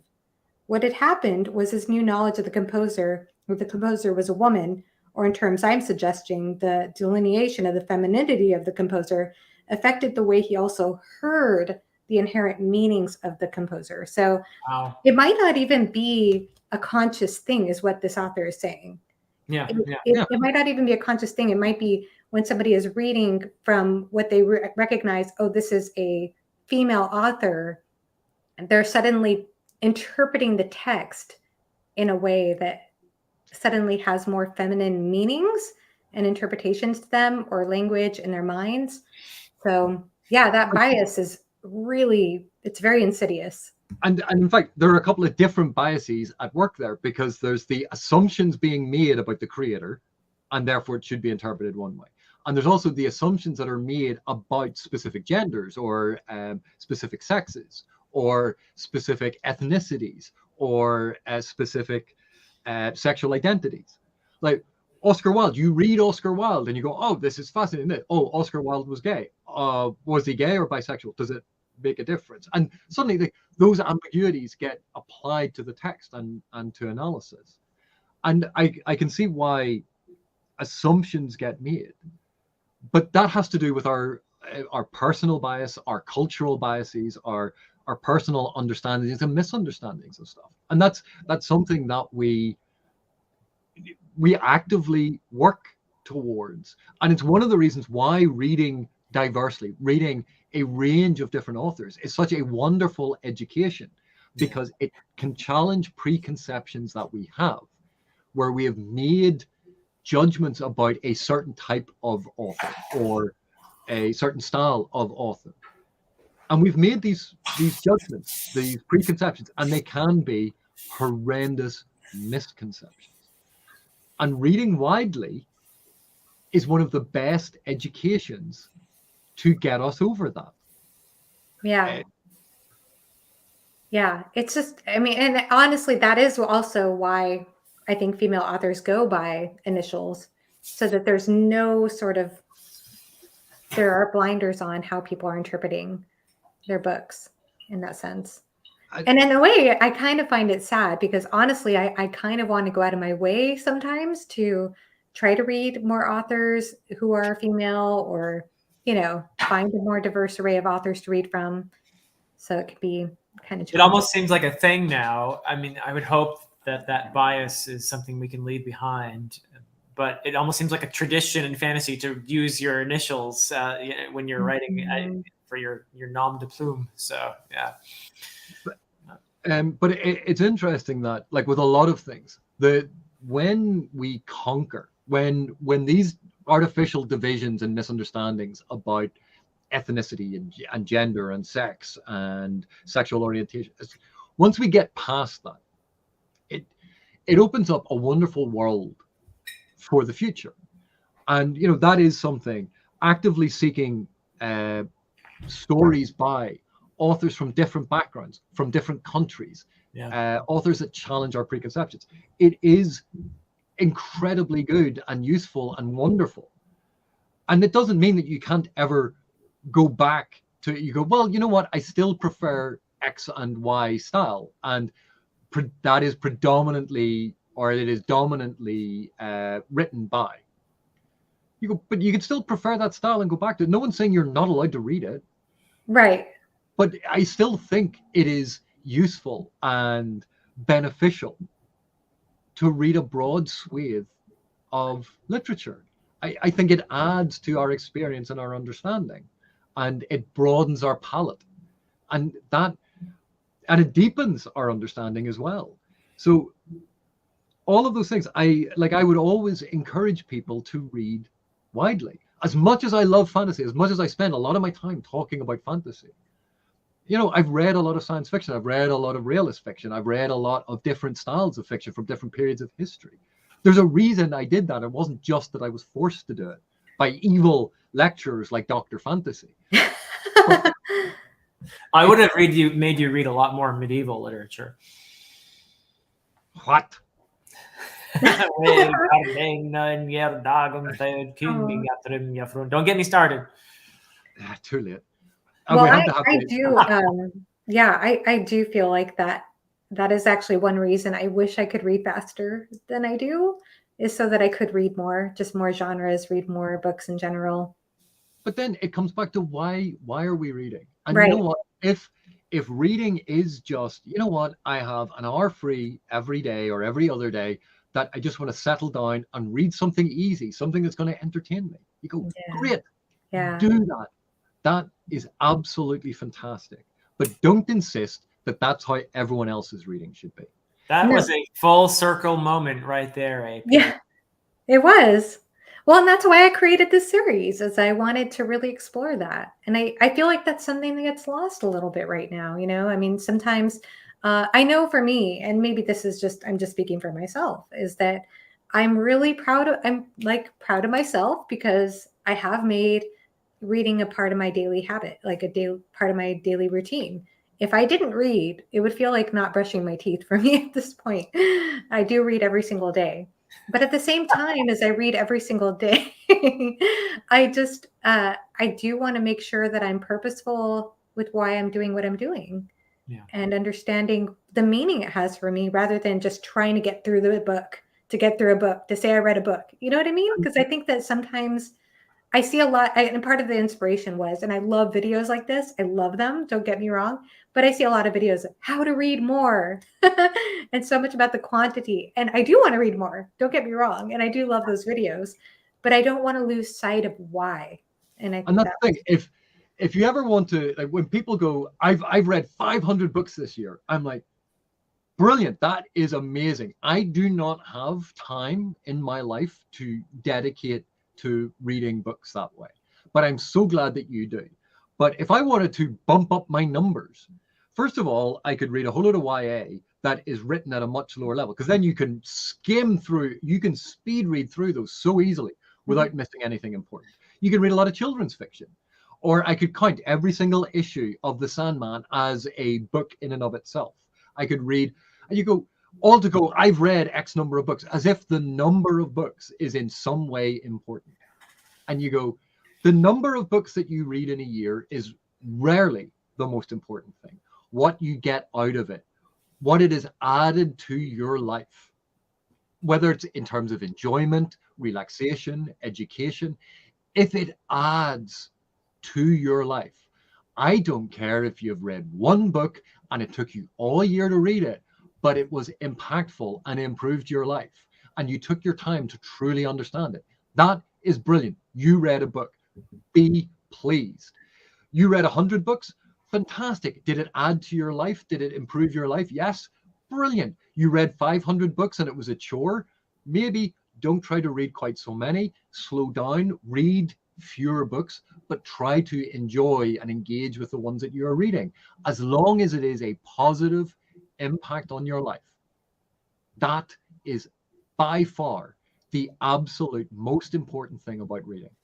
If it is negative, if it is detrimental, then maybe you're reading the wrong type of things, you're approaching things the wrong way.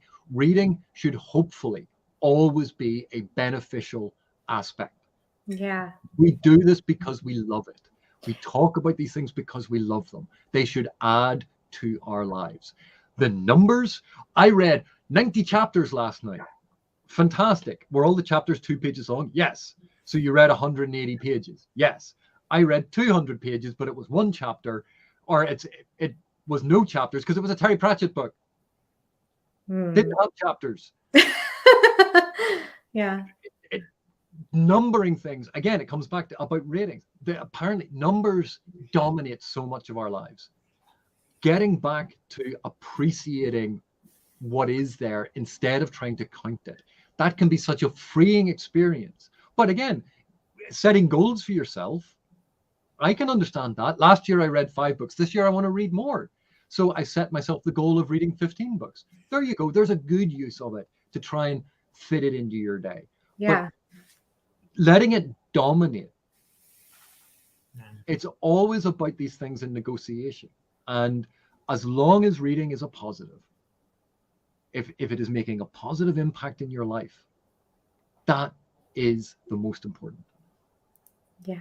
Do you want to add anything to that, Philip? No, I think that's absolutely well said, and it's how I feel too. I don't even count the number of books I read. That's because you can't count. Oh yeah, that's right. That's true. Wait, I can count all the way to 10 and even 20 if I have to. So I won't demonstrate how. But no, I do think that for me, it's just, I don't count, and I don't know why. I mean, it just doesn't occur to me to. I much prefer to reflect on the experience that I'm having, and I consider myself a fairly slow reader in the sense that I like to linger over a book and think about it, and I will go back and reread a passage that I found striking, and so I'm not. For that reason, I think I'm a terrible audiobook listener. Because I tend to be always wanting to rewind. And I do that all the time. I wouldn't get anywhere with an audiobook, and I still haven't mastered the art of paying attention to the audiobook while doing anything else. So I have to just sort of sit there and listen. And then at that point, why am I not just reading the book? So, but maybe I'll learn someday. But yeah, I think it's really, as AP said, if we're going to summarize that, it's definitely quality is much more important than quantity, and what are you getting out of it? And that's something you should reflect on when you're reading. Yeah, beautiful. Well, thank you both so much, and thank you to everyone in the chat who joined us for this wonderful discussion. Thank you all, and I guess we'll catch you in the next one. So have a great rest of your day. Bye-bye. Bye. Bye, everybody.